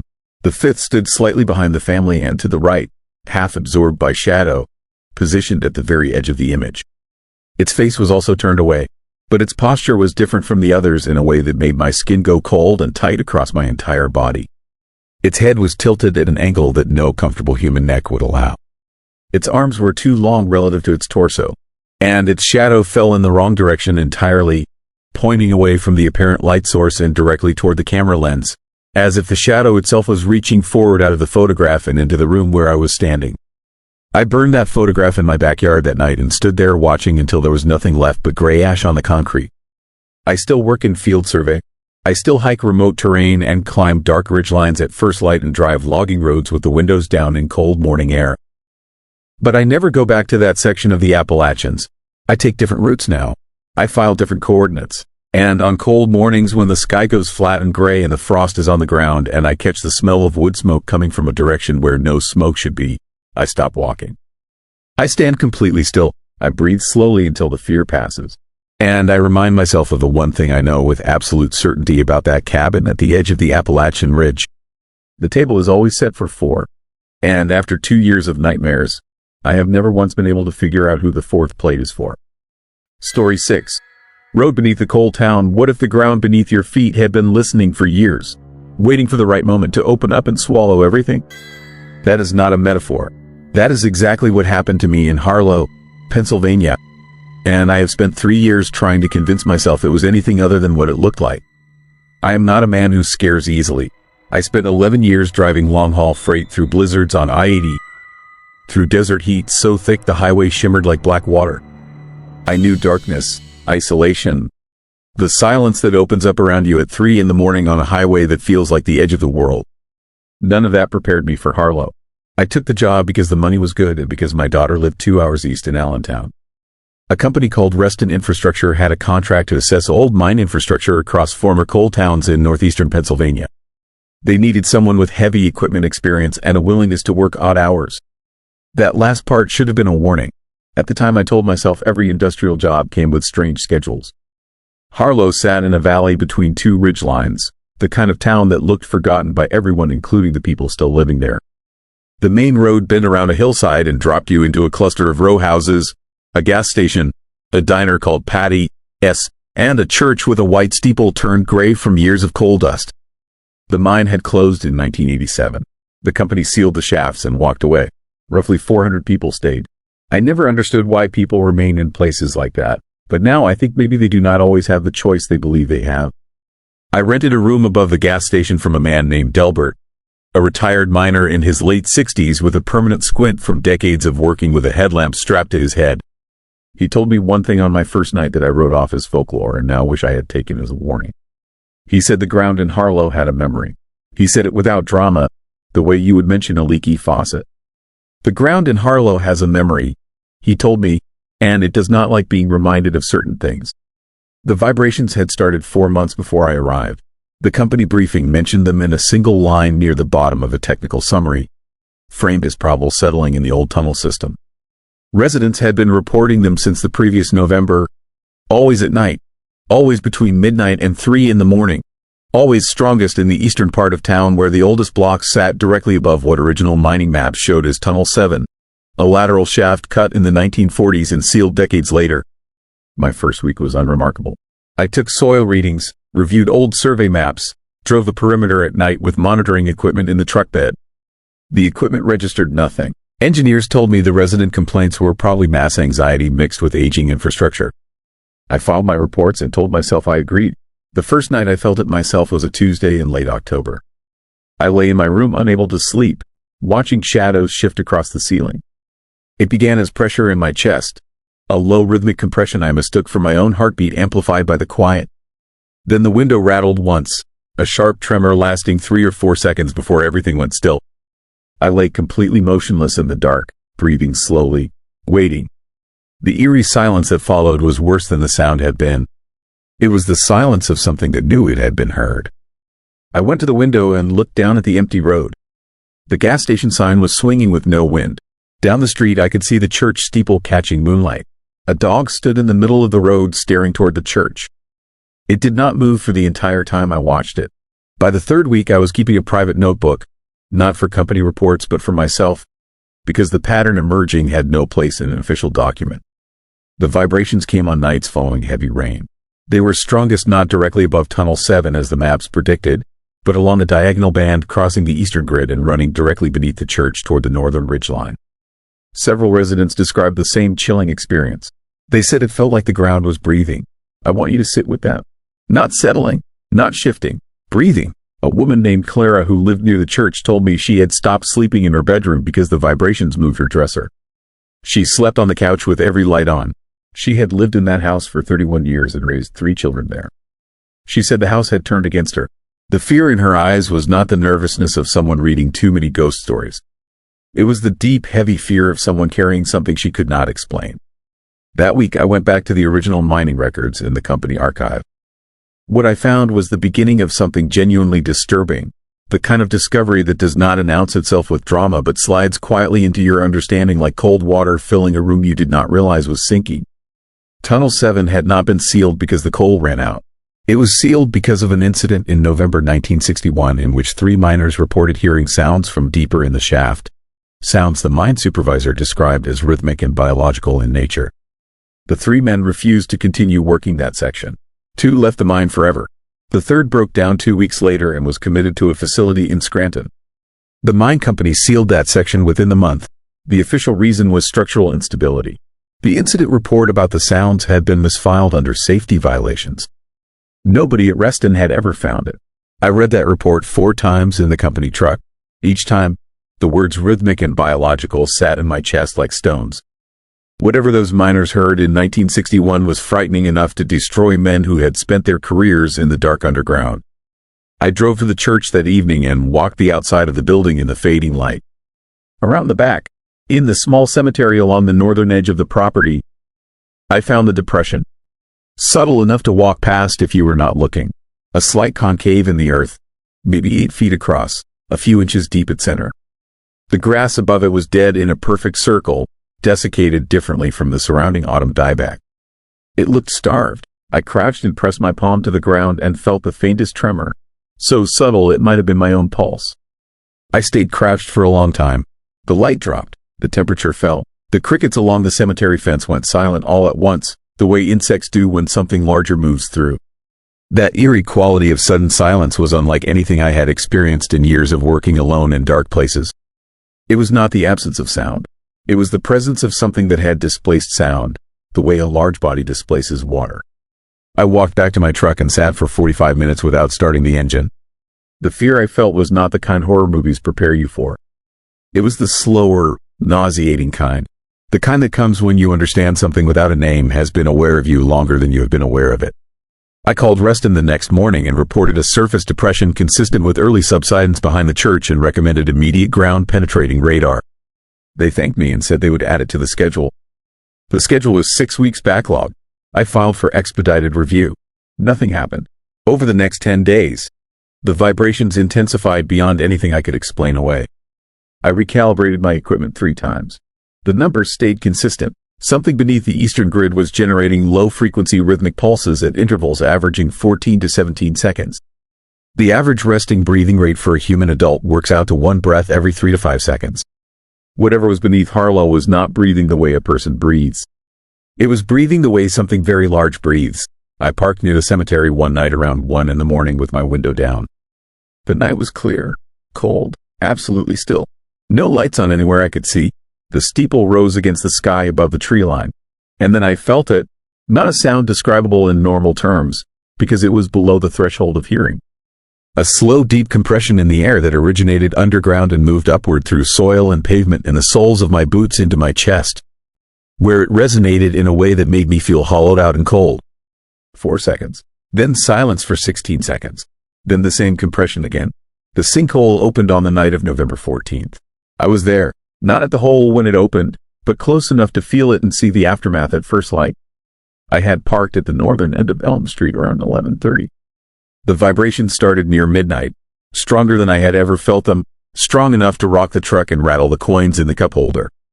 I stepped out and stood in the road and felt the ground moving in slow rhythmic pulses and understood in a way that bypassed rational thought entirely that whatever was beneath Harlo was very close to the surface.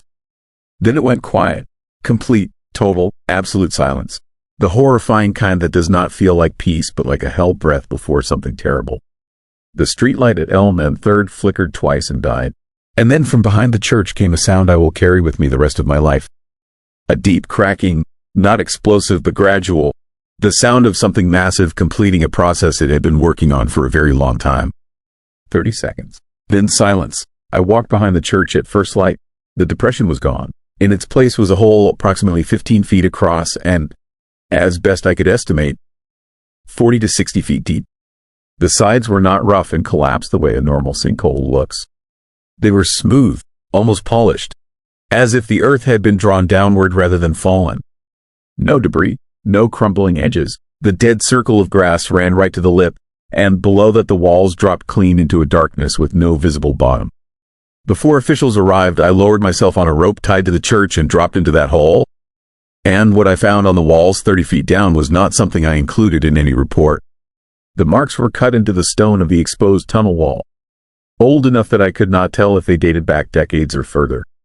Arranged in horizontal rows, uniform in size and spacing, none of them letters or numbers or any symbol I recognized.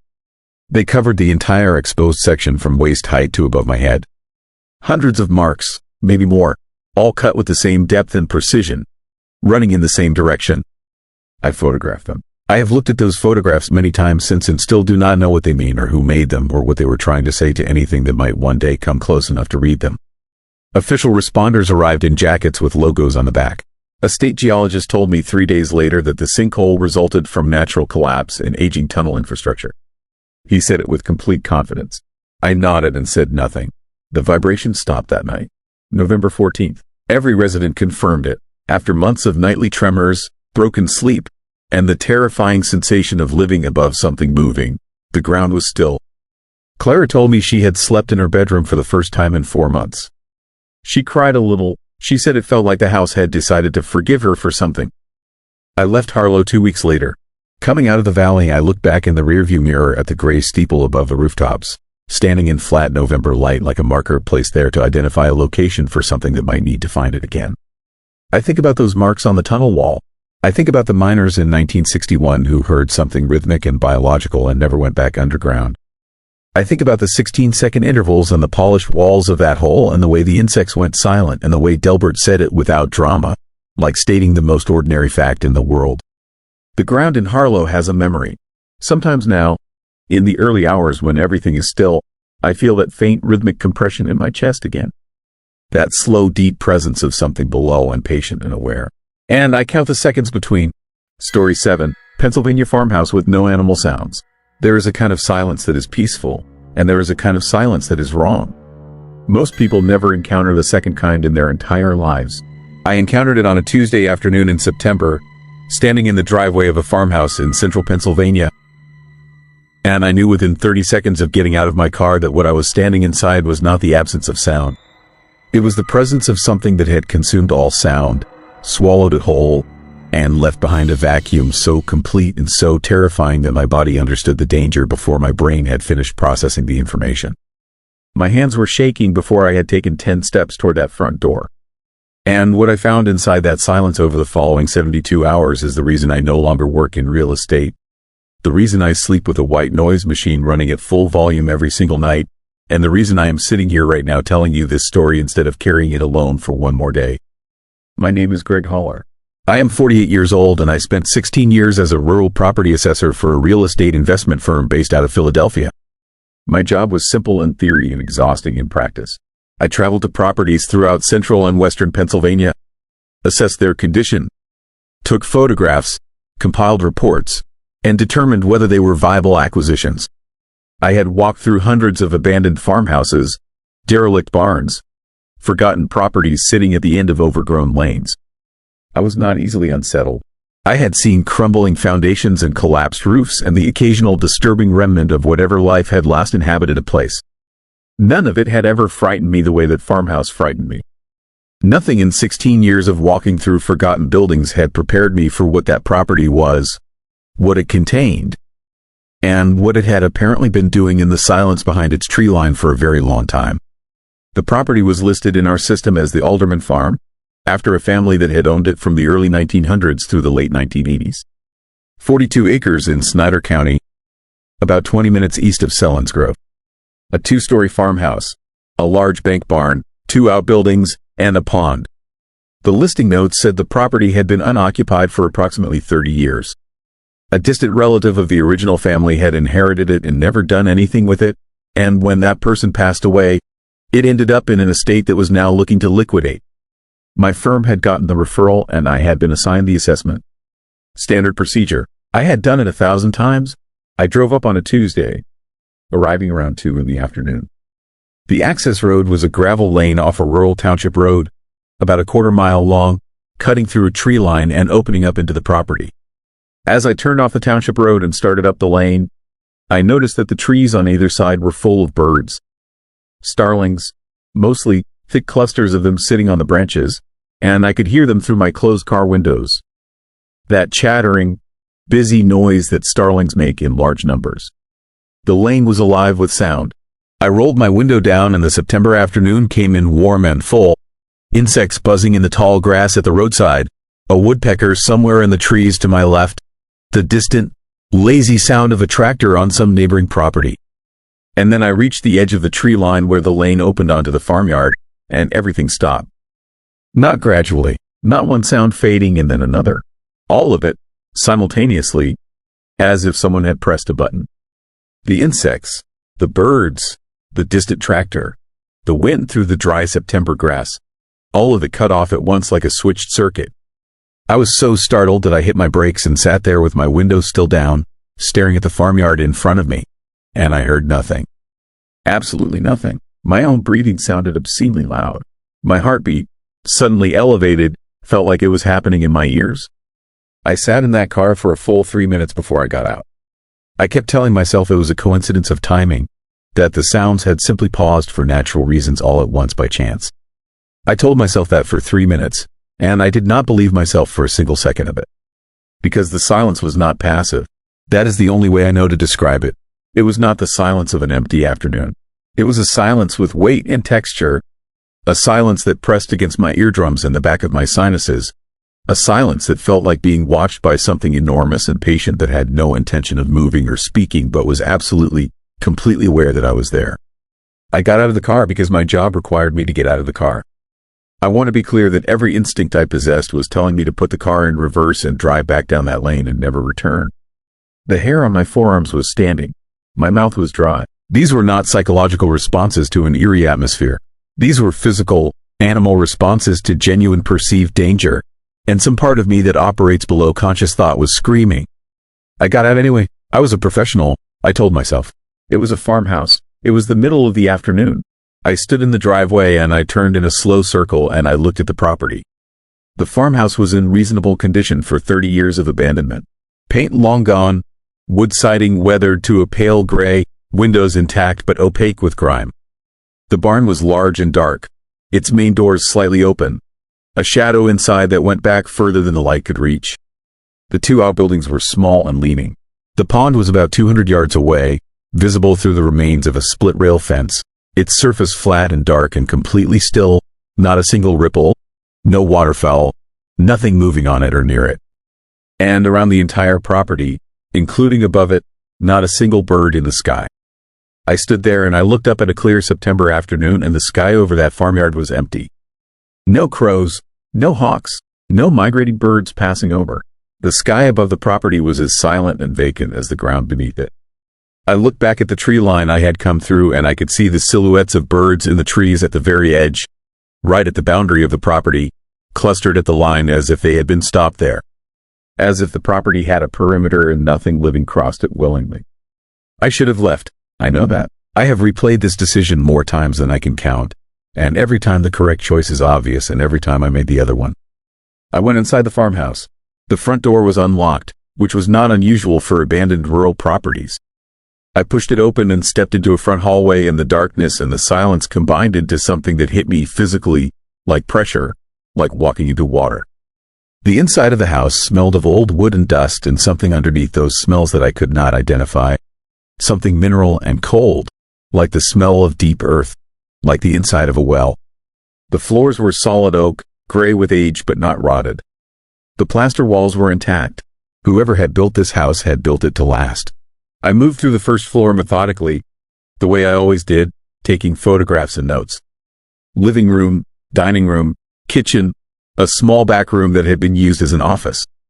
Everything ordinary, everything as expected for a house that had been empty for 3 decades. Furniture left in place in gray with dust. A calendar on the kitchen wall open to March 1989. A coffee mug on the counter with a brown residue at the bottom that had dried to a dark ring 30 years ago.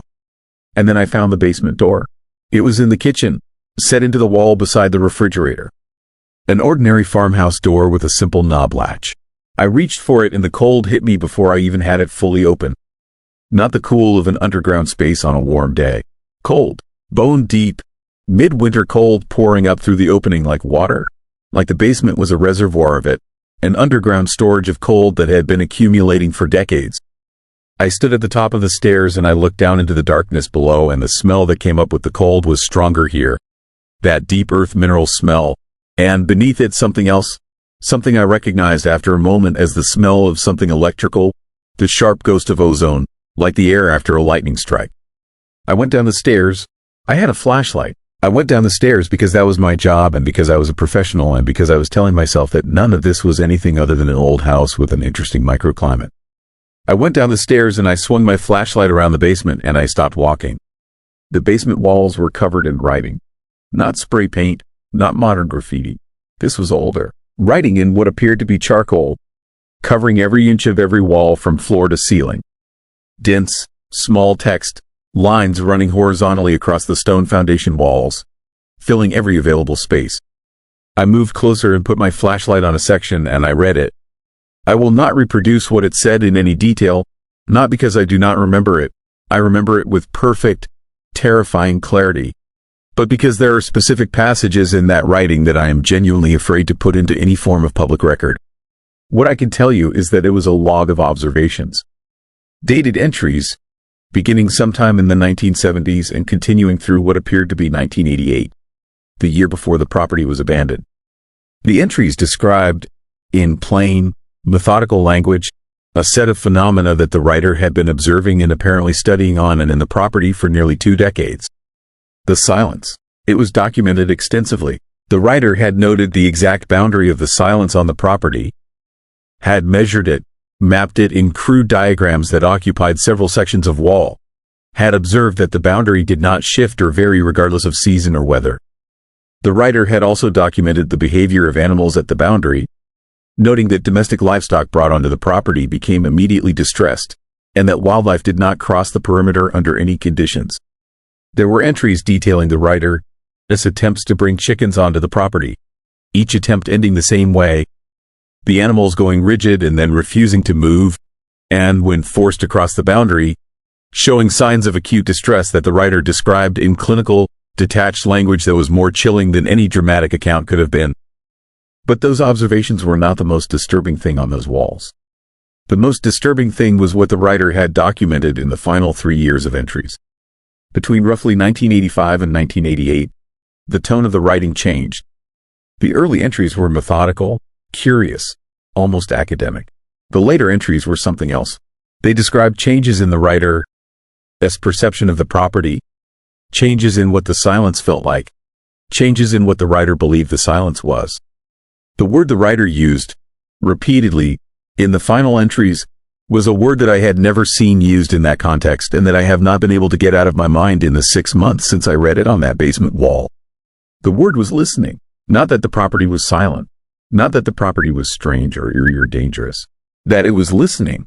That the silence was not an absence of sound but a mode of attention, a quality of focused, concentrated perception directed outward from the property in all directions, taking in everything that crossed its perimeter, studying it.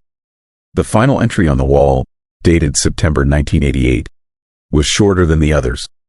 It said only that the writer had become certain, after nearly 20 years of observation, that the listening was not passive, that it had become aware of the writer specifically, and that the writer believed this awareness was the reason the animals would no longer come near the house even when the writer stood at the perimeter and called them. I stood in that basement for a very long time after I finished reading. When I came back upstairs, the light in the house felt different.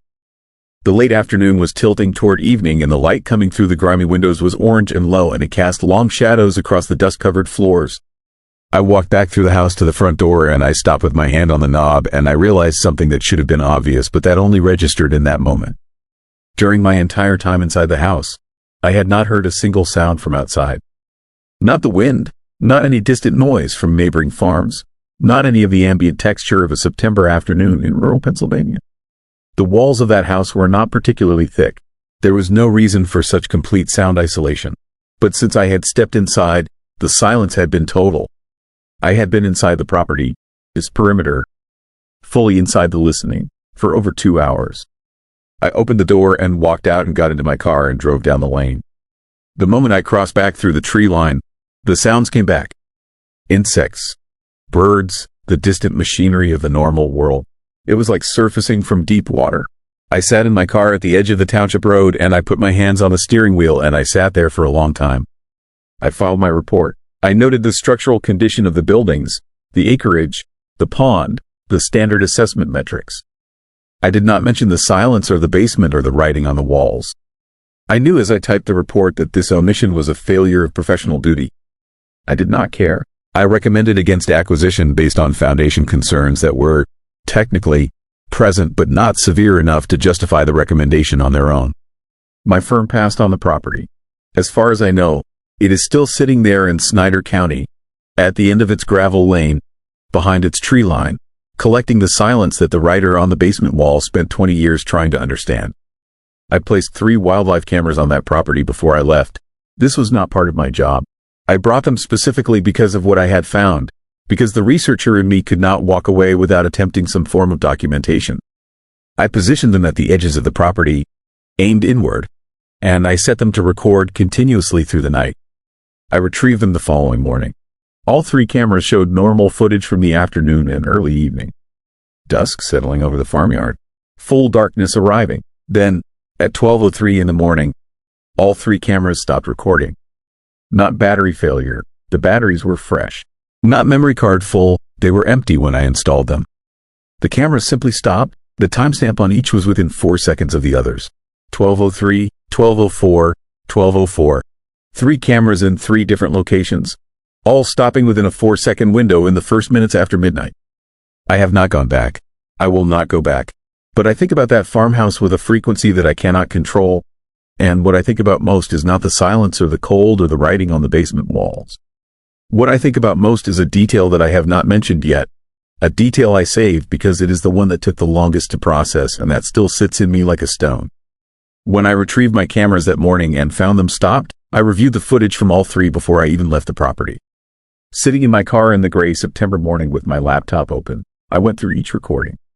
And on the 3rd camera, the one I had positioned facing the farmhouse from the south, There was something in the last 40 seconds of footage before the recording stopped.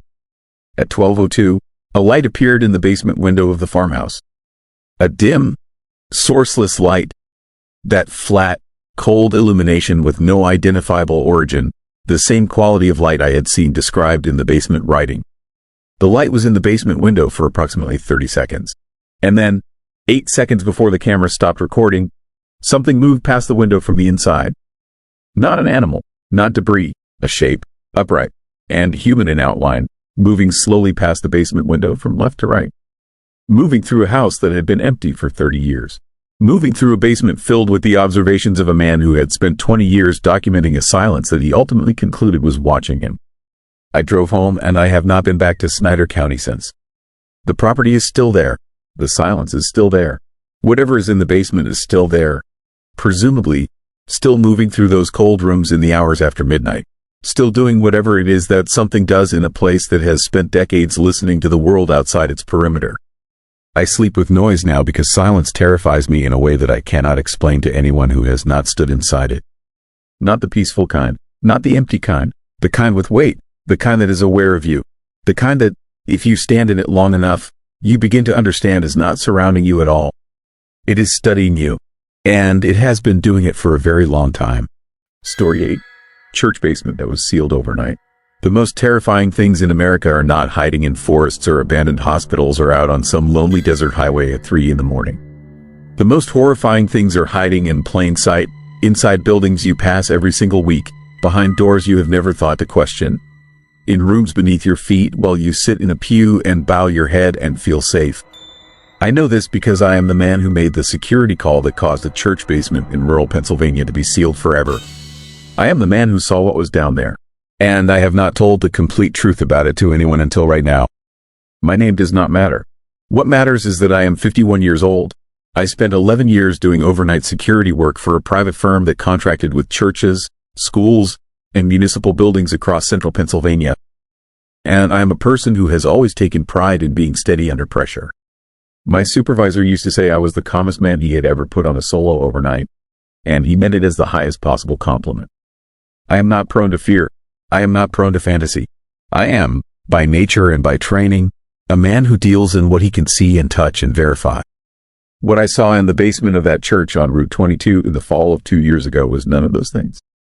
And yet I saw it, and the church sealed that basement the following morning, and it has stayed sealed, and no official report was ever released, and I have been carrying the weight of what I know ever since. The church was a mid-sized evangelical congregation that had been operating in the same building since the early 1970s. The building itself was older, a stone structure with deep walls and high ceilings that had been a different denomination before the current congregation acquired it in 1971. It sat on a slight rise above the highway, surrounded by old oak trees whose roots had been lifting the parking lot asphalt for decades. From the road, it looked exactly like what it was, a modest country church. The kind you see every few miles in that part of Pennsylvania. Unremarkable and permanent and completely unthreatening. I had covered that building 4 times before the night in question. Always solo, always overnight, Friday into Saturday when the building was empty after evening services. The routine was standard. Exterior perimeter check on arrival, interior walkthrough of all 3 levels, then settled monitoring through the night with hourly interior checks. The building had 3 levels. The main sanctuary floor, a partial upper level used for storage in the choir loft, and the basement, which housed a fellowship hall, a kitchen, several Sunday school rooms, and a utility area at the far end where the boiler and electrical panels were located. The basement was the part of that building I liked least, not because of anything specific or dramatic, but because of a quality it had that I noticed on my very first walkthrough and never stopped noticing on subsequent visits.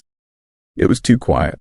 I know that sounds like a trivial thing to say about a basement, but there is a difference between the ordinary quiet of a space where nothing is happening and the specific, eerie quality of a space that feels like it is suppressing sound, pulling it in rather than letting it sit. The basement of that church had the second kind of quiet. It had the darkness that comes from light fixtures that are not quite adequate for the square footage, leaving corners and the far end of the fellowship hall perpetually in a kind of gray dimness that the overhead fluorescence could not fully reach. I always moved through the basement quickly, completed my check, and went back up the stairs with a feeling of mild relief that I never examined too closely. On the night of the security call, I arrived at 9:45 in the evening. The exterior perimeter was clear. The parking lot was empty. I let myself in through the side entrance with my keycard, stood in the vestibule while my eyes adjusted to the interior light, and noted immediately that something was different about the building. The air was different. I am aware of how that sounds. But if you have spent enough time alone in enough empty buildings at night, you develop a sensitivity to the atmosphere of a space that is hard to articulate but is genuinely informative. Buildings have a felt quality when they are truly empty, a kind of settled neutrality. That night, the church did not feel settled. It felt occupied in a way that the empty parking lot and the darkened windows could not explain. I completed my sanctuary check and my upper-level check without incident, noting nothing out of the ordinary except for the air quality, which I recorded in my log as having an unusual odor, something faintly mineral, like damp stone, that was stronger than I recalled from previous visits. Then I went to the basement door. The door was at the end of the main floor hallway, a heavy wooden fire door with a push bar that made a distinct mechanical clunk when you engaged it. I pushed through it and started down the stairs, and I had gone perhaps 5 steps when I stopped. The sound I heard was not loud. That is actually what made it so terrifying. A loud sound announces itself, gives you time to process and categorize it. What I heard was quiet enough that I had to hold my own breath to be certain I was hearing it at all. It was a low, rhythmic sound, below the fellowship hall somewhere, below the concrete floor of the basement itself, coming up through the slab in a way that I could feel faintly in the soles of my boots as much as hear with my ears. A pulse, not regular like a machine, varied like something organic, slow and then slightly faster and then slow again, cycling through what felt like a pattern of attention, as if whatever was making the sound was responding to stimuli I could not identify. I stood on those stairs for what my log shows was 4 minutes, though it felt much longer, and I listened to that sound come up through the floor and fill the stairwell around me. And while I stood there, the lights in the basement below me went out. Not flickered, not dimmed, they went out all at once, every one of them, as if whatever fed them had been interrupted simultaneously, and the darkness that replaced them was the most complete darkness I have encountered in any building in 11 years of overnight security work. No emergency lighting, no glow from exit signs, nothing. The darkness was total and physical, pressing against my eyes with a weight that was genuinely frightening. And I stood on those stairs in that darkness with the sound continuing to pulse up through the floor below me, and I made the decision that I have since reconsidered many times, but which I know, in my honest heart, was the correct one. I did not go down. I backed up the stairs slowly, keeping my hand on the rail, keeping my body turned toward the basement, and I pushed back through the fire door into the lighted hallway. I called my supervisor first. Then I called 911. The 2 officers who arrived were young, both of them, and they had the demeanor of men who expected to find a trip breaker and a maintenance issue and were mentally preparing the paperwork they would file when they did.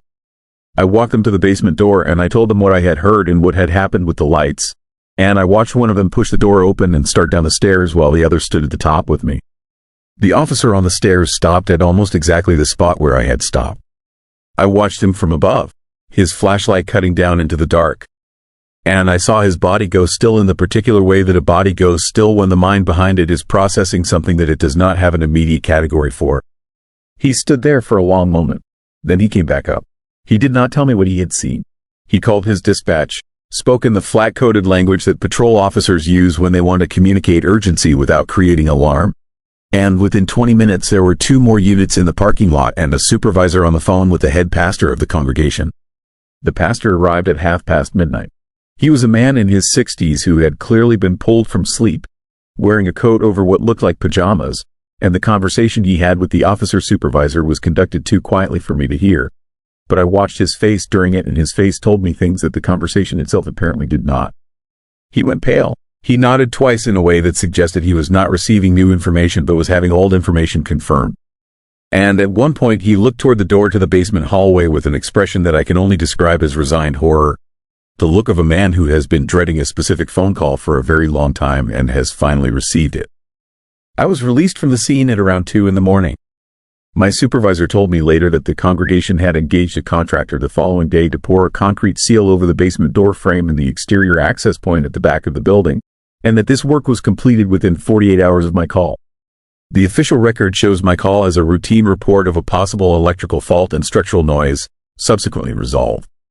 No further detail. I have thought about what to include in what I am telling you now, and what to leave out, because some things I know only from my own perception and are not verifiable, and I am not the kind of person who wants to present speculation as fact. But there are 3 things I am certain enough of to say clearly. The first is the sound. It was not a boiler. It was not a structural noise.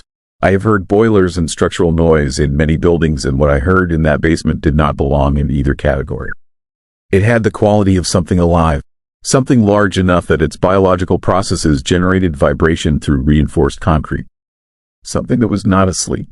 The second thing is something I did not include in my official log because I could not figure out how to record it in language that would be taken seriously. When the lights went out in the basement and I stood on those stairs in the darkness, there was a period of perhaps 30 seconds before I started to back up the stairs. During those 30 seconds, the sound from below changed. The slow organic pulsing shifted into something faster and more directed, and I became aware, not saw, not heard.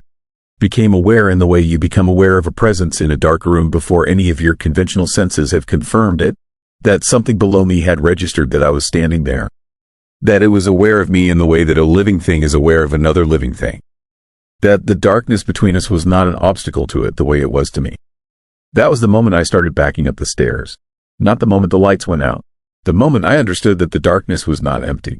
The third thing is something I learned 6 months after the basement was sealed, from a conversation with a retired member of the congregation who had attended that church for over 30 years. She told me, without any prompting beyond my general questions about the building, that the basement had been a source of quiet concern in the congregation for a very long time. That there had been a period in the 1980s when the pastor at the time had restricted access to the utility section of the basement without public explanation. That several Sunday school teachers over the years had reported, independently, that children in their classes sometimes refused to go downstairs, claiming they could hear something beneath the floor during quiet activities. That these reports had always been attributed to overactive imagination and the strange acoustics of old stone buildings. She also told me something that has stayed with me in the way that only truly disturbing information stays, lodging in the memory not because it is dramatic but because it is specific in a way that fantasy is not. She told me that the building, before it became a church, had been used for a different purpose between approximately 1940 and 1968, and that during that period there had been significant excavation work done on the property, the nature and extent of which were not clearly documented. She did not know what had been excavated or why. She did not know how deep it went.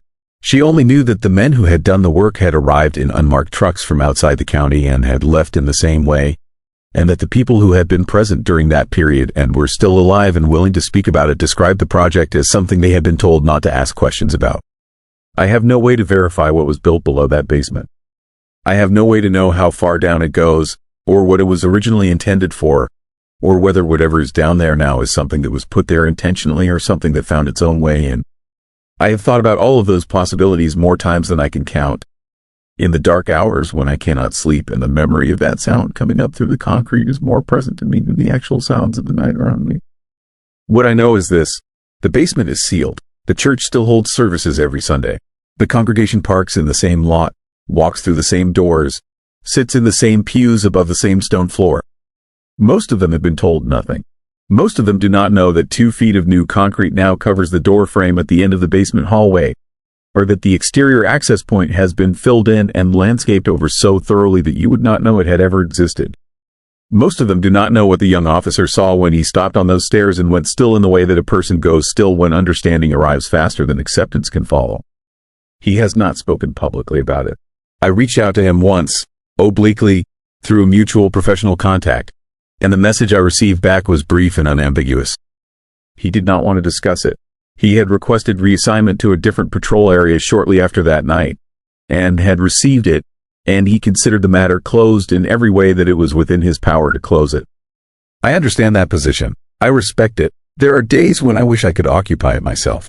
But the thing about having been on those stairs, in that darkness, with that sound rising through the floor and the awareness pressing up through the concrete like heat from something very large and very patient and very awake, the thing about having been in that specific position is that it does not allow for the comfort of a closed matter.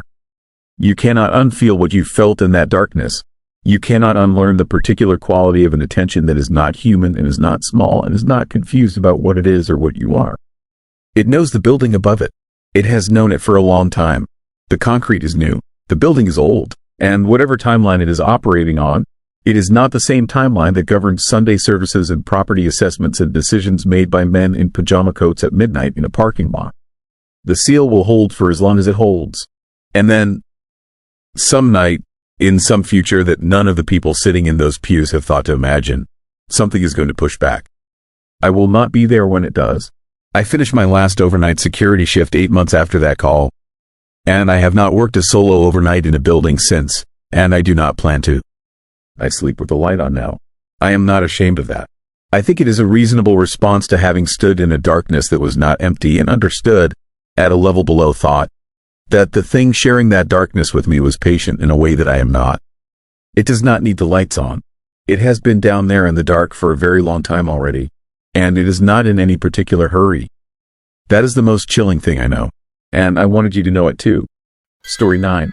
Town siren that screamed without power. Something screamed in the dark above our town for 11 nights in a row, and every single person within 4 miles heard it. And not one of us has ever been given an explanation that holds up under even the most basic scrutiny. I am not a conspiracy theorist.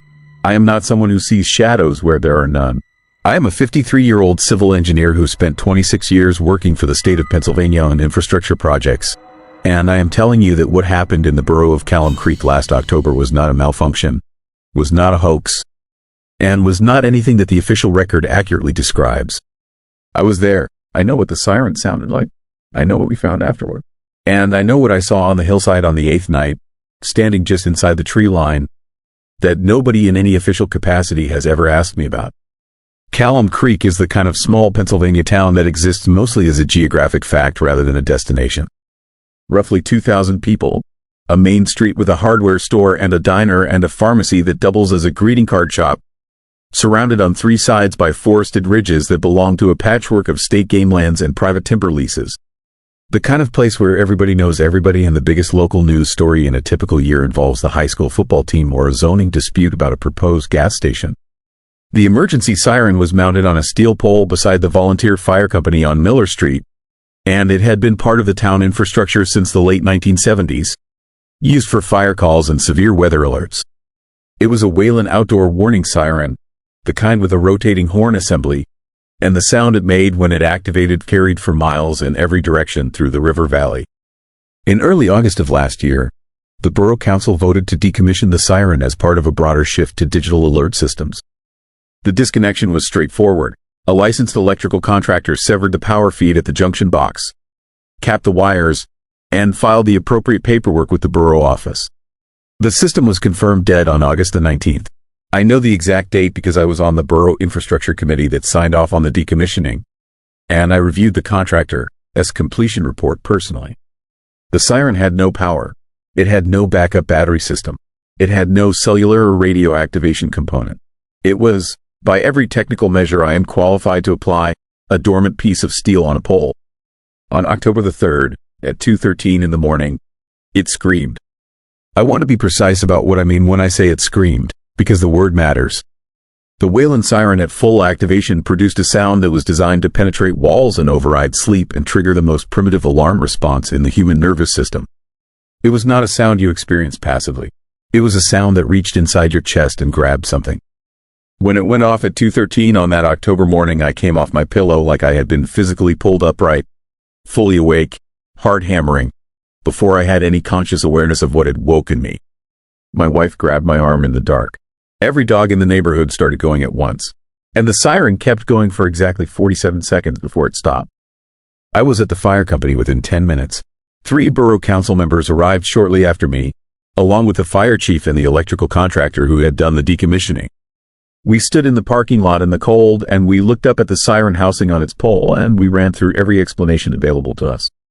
Wind interference, residual charge in the system, some kind of electromagnetic induction from nearby equipment.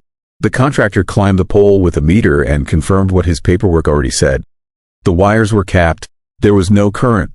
There was no path by which electrical power could have reached the siren motor. The junction box showed no signs of tampering. The siren housing showed no signs of tampering. The surveillance camera mounted on the fire company exterior, which covered the pole and a substantial area around it, showed nothing. No person, no vehicle, no animal interaction with the equipment.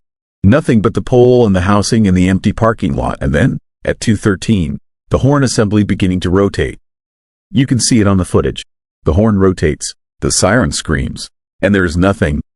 No source, no cause, no hand touching it, no wire connected to it, no explanation visible in any frame.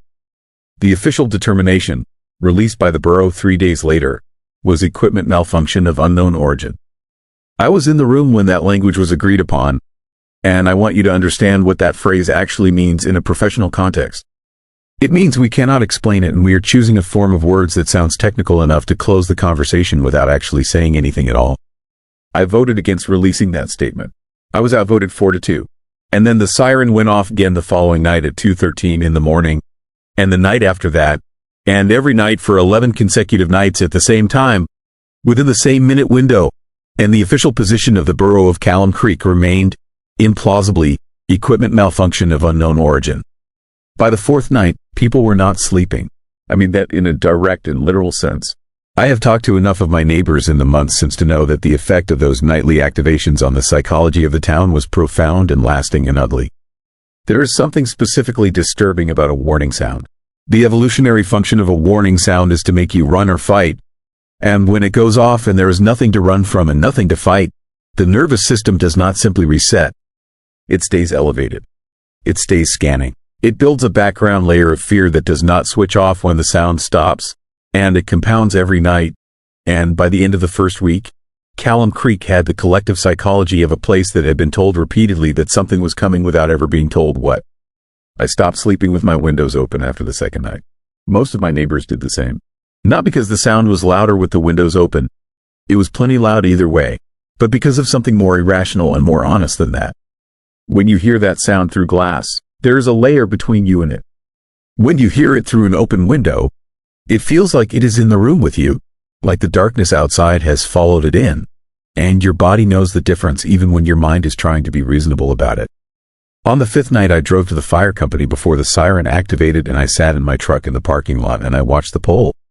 I had a stopwatch and a flashlight and a digital audio recorder, and I sat there in the dark and I waited. At 2:11, I turned on the audio recorder.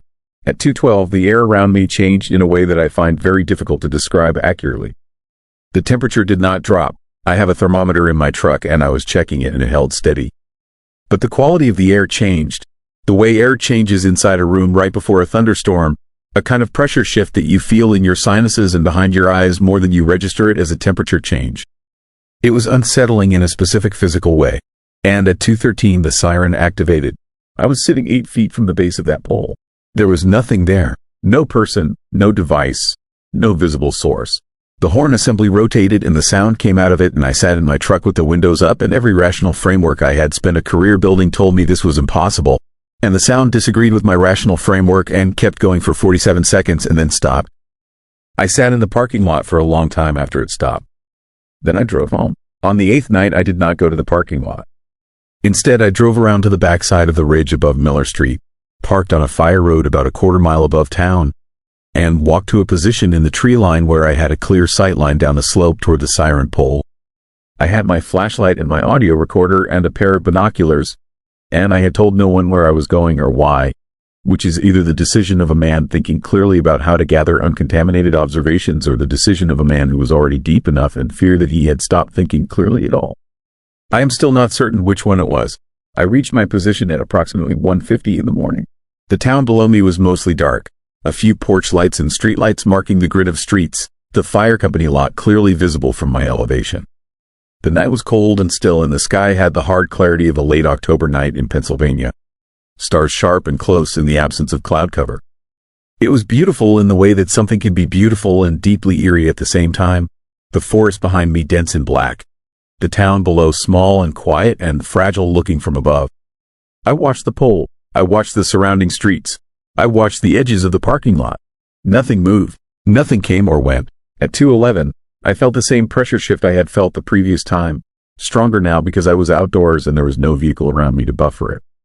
It was like standing inside a very large speaker in the moment before the sound begins. A pre-vibration. A sense of something gathering. And I turned, not because I heard anything specific behind me, but because the part of my brain that is older than language and more honest than reason told me to turn. There was a shadow at the tree line 20 feet behind me. Not a shape I can fully describe to you, because the darkness between the trees was deep and my eyes were adjusted for the open hillside and not for the interior of the forest. But there was a differentiation in the darkness that had not been there when I had last looked in that direction.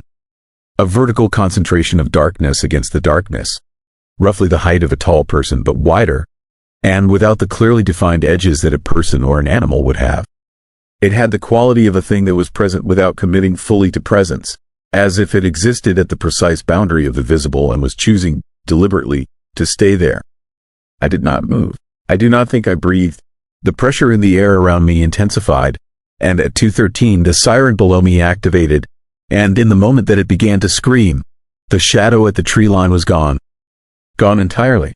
Between 1 second and the next, the darkness between the trees was uniform again, and whatever differentiation I had been looking at had resolved back into ordinary forest shadow, and I was standing alone on a hillside with a siren screaming below me and 47 seconds to stand there and think about what I had just seen.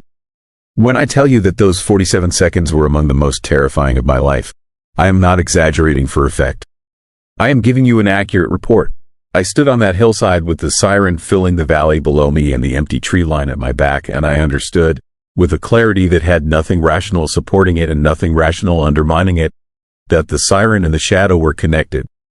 That the sound was not a random malfunction or a meaningless anomaly. That it was a signal, and that what I had seen at the tree line had come to listen to it the way you come to listen to something that is meant for you. The siren stopped after 47 seconds. The hillside was silent. I walked back to my truck much faster than I had walked away from it, and I drove home, and I did not go back. The siren activated for 3 more nights after that, completing its 11-night run, and then it stopped and has not activated since. The borough eventually had the unit physically removed from the pole and replaced with a new digital system that has a cellular backup and a GPS-verified activation log. The old unit was examined by the manufacturer's technical representative, who found nothing mechanically wrong with it and no explanation for how it could have activated without power. His written assessment described it as a unit in normal decommissioned condition with no evidence of tampering or unauthorized modification.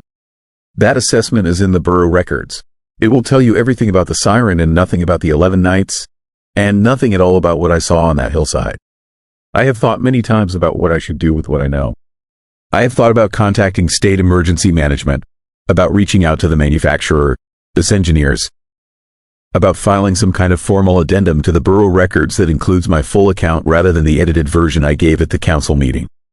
I have thought about all of that, and each time I think about it I come back to the same problem, which is that nothing I observed on that hillside is the kind of thing that fits into any official framework. I can tell you what I saw. I cannot tell you what it was. I cannot tell you why it came to the tree line above Callum Creek on 8 consecutive nights at 2:13 in the morning to stand in the darkness and listen to a siren that had no power source scream into the valley below. I cannot tell you whether it is still out there, on other nights, standing in the tree line above other small towns, listening for other sounds that are not supposed to be possible. What I can tell you is this: the residents of Callum Creek stopped sleeping with their windows open during those 11 nights, and most of them have not started again. I have not started again. There is a reasonable explanation for this that has nothing to do with shadows on hillsides. The memory of being yanked out of sleep by a warning sound 11 times in a row is enough to make anyone cautious about their bedroom windows. That explanation is available to me, and I use it when people ask. But the real reason I keep my windows closed now is different and simpler and more honest. It is because of what a warning sound is for, and what it means when a warning sound activates without human cause. A warning system is built to tell you that something is coming. It is built to give you enough time to respond before whatever is coming arrives. The siren was disconnected. It should not have been able to sound. But it sounded anyway, 11 nights in a row, at the same time, for the same duration, as if it was keeping an appointment that had already been made, calling out into the darkness of the valley and the forest above it, announcing something to the ridge lines and the tree lines and whatever stood inside them and listened. I do not know what it was announcing. I do not know whether the appointment has been kept or whether it is still pending. I do not know whether what I saw at the tree line on the 8th night came because the sound called it or whether the sound was calling out on its behalf, the way a bell announces an arrival that is already in motion. What I know is that the trees above Callum Creek are very dark at 2 in the morning, and that there are things that exist at the edge of what we can see that have their own reasons for being there, and that sometimes a warning is not a false alarm. Sometimes a warning is exactly what it says it is, and whatever it was warning us about has never fully gone away. I keep my windows closed. I keep the lights on, and every night, somewhere between 2 and 3 in the morning, I lie in the dark and I listen. So far, there has been nothing to hear. So far. Story 10. Case file marked do not reopen. I have held on to this for 9 years. 9 years of waking up at 2 in the morning with my pulse hammering and the details of that case file burning behind my eyes like something that refuses to go dark. 9 years of telling myself that the label on the front of that manila folder meant what it said, that some things are closed for a reason, that a man who values his sanity and his family and his remaining years on this earth does not go pulling on threads that other people have deliberately buried. I held to that for 9 years, and then 3 weeks ago I drove past the exit for Harwick, Pennsylvania, and I saw the water tower above the tree line and something cracked open in my chest. And I knew that if I did not tell this story out loud, if I did not get it out of my body and into the world, it was going to finish the job it started back in 2015 and take whatever is left of me with it.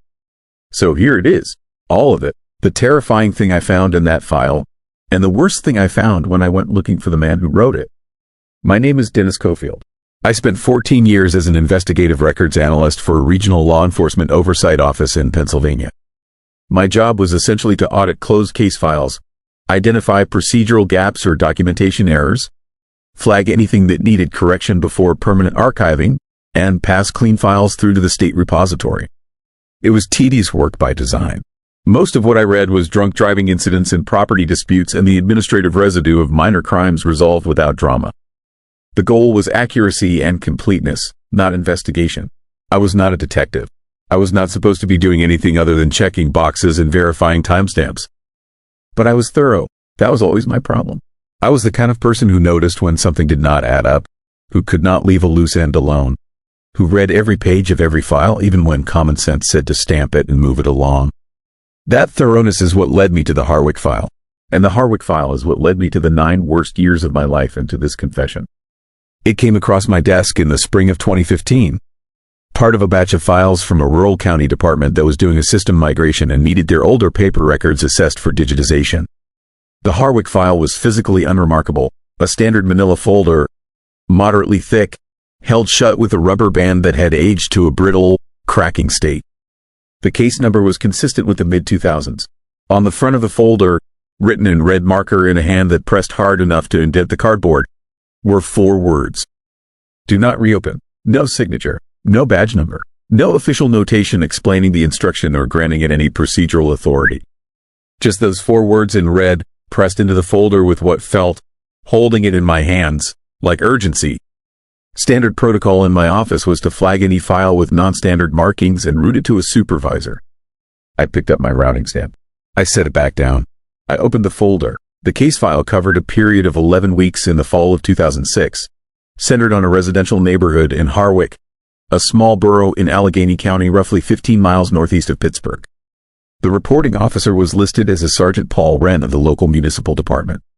The initial call that opened the file was a noise complaint, which was so mundane in opening for what followed that I actually flipped back to check the case number twice, certain I had somehow gotten 2 files mixed together. But no, the noise complaint and everything that came after were part of the same continuous record, the same case, the same 11 weeks of documented events that escalated from a neighbor dispute to something that I genuinely do not have a clean professional category for. The initial complaint was filed by a woman on Caldwell Street who reported that her neighbor, a man in his late 50s who lived alone in the house directly to the north, had been producing loud, repetitive sounds from his basement at irregular hours. Late night, early morning, occasionally in the middle of the afternoon. The sounds were described as rhythmic and mechanical, but also, and this detail was recorded in the complaint with a specificity that suggested the woman had thought carefully about how to describe it, as somehow wrong in a way she could not define. She noted that her dog had begun refusing to go into the backyard, which faced the neighbor's property, approximately 2 weeks before she filed the complaint. Sergeant Wren responded to the call. His initial report was professional and straightforward. He had spoken with the neighbor, a retired electrical engineer named Thomas Vass, who had explained that he was working on a personal project in his basement workshop and had been unaware of the noise impact on his neighbors. Wren had noted Vass as cooperative and articulate, The report concluded with a standard noise ordinance advisory and a recommendation to monitor. Clean, simple, unremarkable. The second report in the file was dated 3 weeks later, and it was where I first felt the temperature of the case change. The same neighbor had called again. Not about the noise this time. She called because Thomas Vass had not appeared outside his house in 18 days. His car had not moved. His mail was accumulating. His lights came on at night. But always the same lights, the basement windows faintly glowing from below ground level, and never the upstairs rooms. She was not certain he was in danger, she told the dispatcher. She was not certain of anything except that something about the situation felt deeply wrong and that her dog had now stopped eating and spent most of its time pressed against the inside of the front door as far from the backyard as it could get. Wren went back. He knocked, received no answer, and used the neighbor complaint as sufficient basis to request a welfare check authorization. He returned with a second officer. They entered through an unlocked back door. The upstairs of the house was undisturbed, clean and ordinary, nothing to suggest any disturbance or danger. They found Vass in the basement. He was alive. He was sitting at a workbench in the center of a basement that Wren described, in language that was notably more detailed than standard report writing, as covering every surface with equipment. Not the equipment of a retired hobbyist. Arrays of instruments that Wren could not identify, connected by wiring that covered the floor and walls in dense, layered runs. Multiple monitors displaying data that Wren described as scrolling columns of numbers and waveform graphs. At the center of the workbench, the focal point of all the wiring and all the monitoring equipment, was a device that Wren spent nearly half a page attempting to describe and ultimately characterized as a signal generator of unusual design, producing an output he could not see or hear but that he could, he wrote, feel in his chest and the fillings of his back teeth. Vass had been down there for 18 days. He had food and water stored in the basement. He had not slept in what he described as several days but showed no distress about this fact. He was calm, articulate, and completely disinterested in leaving. He told Wren, and this quote was written verbatim in the report because Wren clearly found it too specific and too strange to paraphrase, that he had found a frequency that the Earth did not want found and that he needed to stay with it until he understood what was on the other end. Wren noted in his report that he was uncertain of the legal basis for compelling Vass to leave his own home. That Vass appeared physically healthy if notably thin, and that Vass had made no threats and expressed no intention of harm to himself or others. He arranged for a county social worker to follow up. He confiscated nothing. He left Vass in the basement with his equipment and his scrolling numbers and his device that produced a frequency that could be felt in the chest. The social worker visit was documented in the file as well. The social worker had assessed Vass as eccentric but not a danger to himself, had noted the basement setup with evident alarm that she carefully translated into clinical language, and had recommended a voluntary psychiatric evaluation that Vass had declined politely. The social worker noted in her closing summary that she had experienced a persistent ringing in her ears for approximately 4 hours after leaving the property, which she attributed to the equipment noise, and that she had no intention of returning. For the next 4 weeks, the file contained a series of additional reports, each one escalating in a way that felt, reading through them in sequence, less like a case developing and more like something tightening. 3 more neighbors on Caldwell Street filed complaints, all describing variations of the same experiences. Unsettled animals, a feeling of unease when near the vast property that several of them struggled to articulate but that each described in similar terms. A feeling of being at the edge of something large, of standing at the lip of a drop in the dark without being able to see how far down it went. 2 neighbors reported disturbing, eerie dreams that they all described beginning around the same period and increasing in frequency. One man 2 houses down reported that his basement walls had developed fine cracks in a radial pattern over a period of about a week, all of the cracks appearing to originate from the direction of the vast property. Wren documented all of it, every complaint, every interview, every detail. I could tell, reading his reports in sequence, that he was a careful man who was watching a situation that he did not have the right framework to address, accumulating documentation because documentation was the only tool available to him. His language remained professional throughout, but the sheer volume of detail in his later reports, the way he recorded even minor sensory observations, the way he noted the temperature in his vehicle dropping by 6 degrees when he parked in front of a vast property on his 3rd visit, told me that he was scared. Professionally contained, professionally articulate, and genuinely frightened. The file went quiet for 10 days after the 4th week. No new reports, no new complaints. And then came the final report, the one that ended the file and that proceeded by 9 days. The do not reopen label on the folder and Wren is transferred to a department in a different county. On a Thursday in November 2006, Wren received a call from the original neighbor on Caldwell Street. She reported that the Vass house had gone completely dark the night before. No basement lights, no sign of any activity. This had not happened since the initial noise complaint. She had tried knocking on the front door and received no answer. She could hear, she told Wren, what she described as a sound like a recording played at very low volume, coming from inside the house. A repetitive loop of something that she could not identify but that made her feel, standing on the porch, as though she was being pulled backward and forward at the same time, as though something was tugging at her from two directions simultaneously. Wren went with 2 other officers this time. They entered through the same unlocked back door. The upstairs was the same as before, undisturbed and ordinary. They went to the basement door.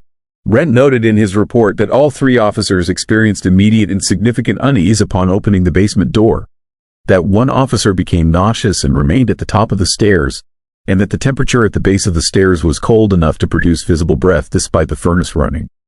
The basement was empty of any human presence. Thomas Vass was gone. His equipment was gone. Every array of instruments, every monitor, every run of wiring had been removed.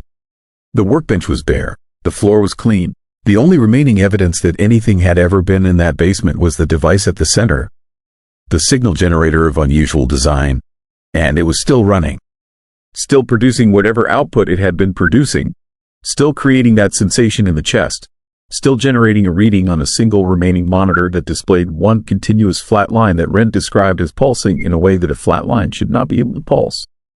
There was one other thing remaining. On the clean surface of the workbench, underneath the single still running monitor, was a folder. Inside the folder was a handwritten document, 41 pages, dense with technical notation and written observations. Wren took the folder into evidence. He described it in his report as a record of Vass's findings, and he spent 2 sentences on its content, which was 2 more sentences than I expected. He wrote that the document described the identification of a specific low-frequency signal of non-natural origin that Vass claimed was propagating through the subsurface geology of the region. And he wrote that according to Vass's documentation, the signal was not random. It was structured, patterned in a way that Vass had, over 11 weeks of analysis, concluded was communicative in nature, an organized transmission of information through the earth itself, directed upward and outward, as if from a source beneath the ground that had been broadcasting for a very long time and had become, upon the introduction of Vass's amplifying equipment, aware that something on the surface was finally receiving. Wren closed his report. He submitted the folder as evidence. 9 days later, the case was archived with the Do Not Reopen label on the front. 9 days after that, Wren transferred departments. Thomas Vass was listed as a missing person and remained so. The 41-page document from Vass's workbench was logged into evidence as Item 17. When I checked the evidence log, Item 17 was marked destroyed. Routine disposal of non-evidentiary materials, dated 6 months after the case was archived. I tried to find Paul Wren. It took me 3 months. He had transferred to a small department in Erie County, worked there for 2 years, and then resigned. After that, the trail went cold in ways that felt less like a private person maintaining privacy and more like a person who had deliberately made themselves hard to find. I eventually located a phone number through a contact who preferred I not explain how. I called it on a Tuesday evening in August 2015. Wren answered. I identified myself and explained that I was an oversight analyst who had reviewed the Harwick file. There was a silence on the line that lasted long enough for me to check that the call had not dropped. And then he said one thing before he ended the call. He said he had been waiting for 9 years for someone to call him about that file, and that when they finally did, he had assumed it would be someone calling to warn him rather than someone calling for information. And then he hung up. I have never been able to reach that number again. It rings twice and then produces a tone, a single low note, before the line goes dead. I have tried 14 times over 9 years. The tone is always the same. I cannot tell you with certainty what it is or where it originates. I can tell you that it sits at a frequency that I feel in my chest rather than hear clearly with my ears. I can tell you that both times I held the phone to my head long enough to really listen to it, I had a headache for the rest of the day and could not sleep that night.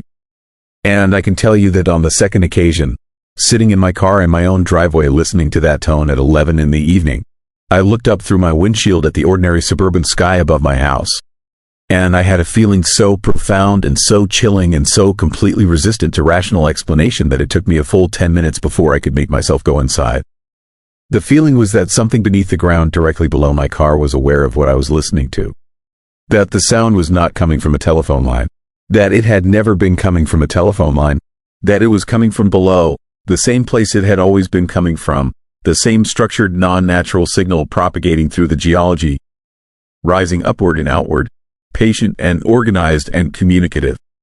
And that the reason Thomas Vass had disappeared and the reason Paul Wren had made himself unfindable and the reason that file had been labeled "Do Not Reopen" in red pressing letters was not to protect a bureaucratic secret or cover an institutional failure. It was because whatever was transmitting that signal had demonstrated, clearly enough to frighten a careful police sergeant into a life in hiding, that it was not only broadcasting, it was also receiving. And once it knew you were listening, the file on you never closed. I am telling you this story on a Thursday evening in October. My basement light is on. My hands are steady. I have told myself, and I mostly believe it, that speaking this aloud changes nothing, that the thing beneath the ground already knows what I know, has known since that Tuesday evening in August when I held the phone too long and listened too carefully. But I am sleeping upstairs tonight, and I will not be going down to the basement. And if you hear a single low tone when you call a number that should be working, I want you to hang up before it finishes. I mean that more seriously than I have ever meant anything in my life.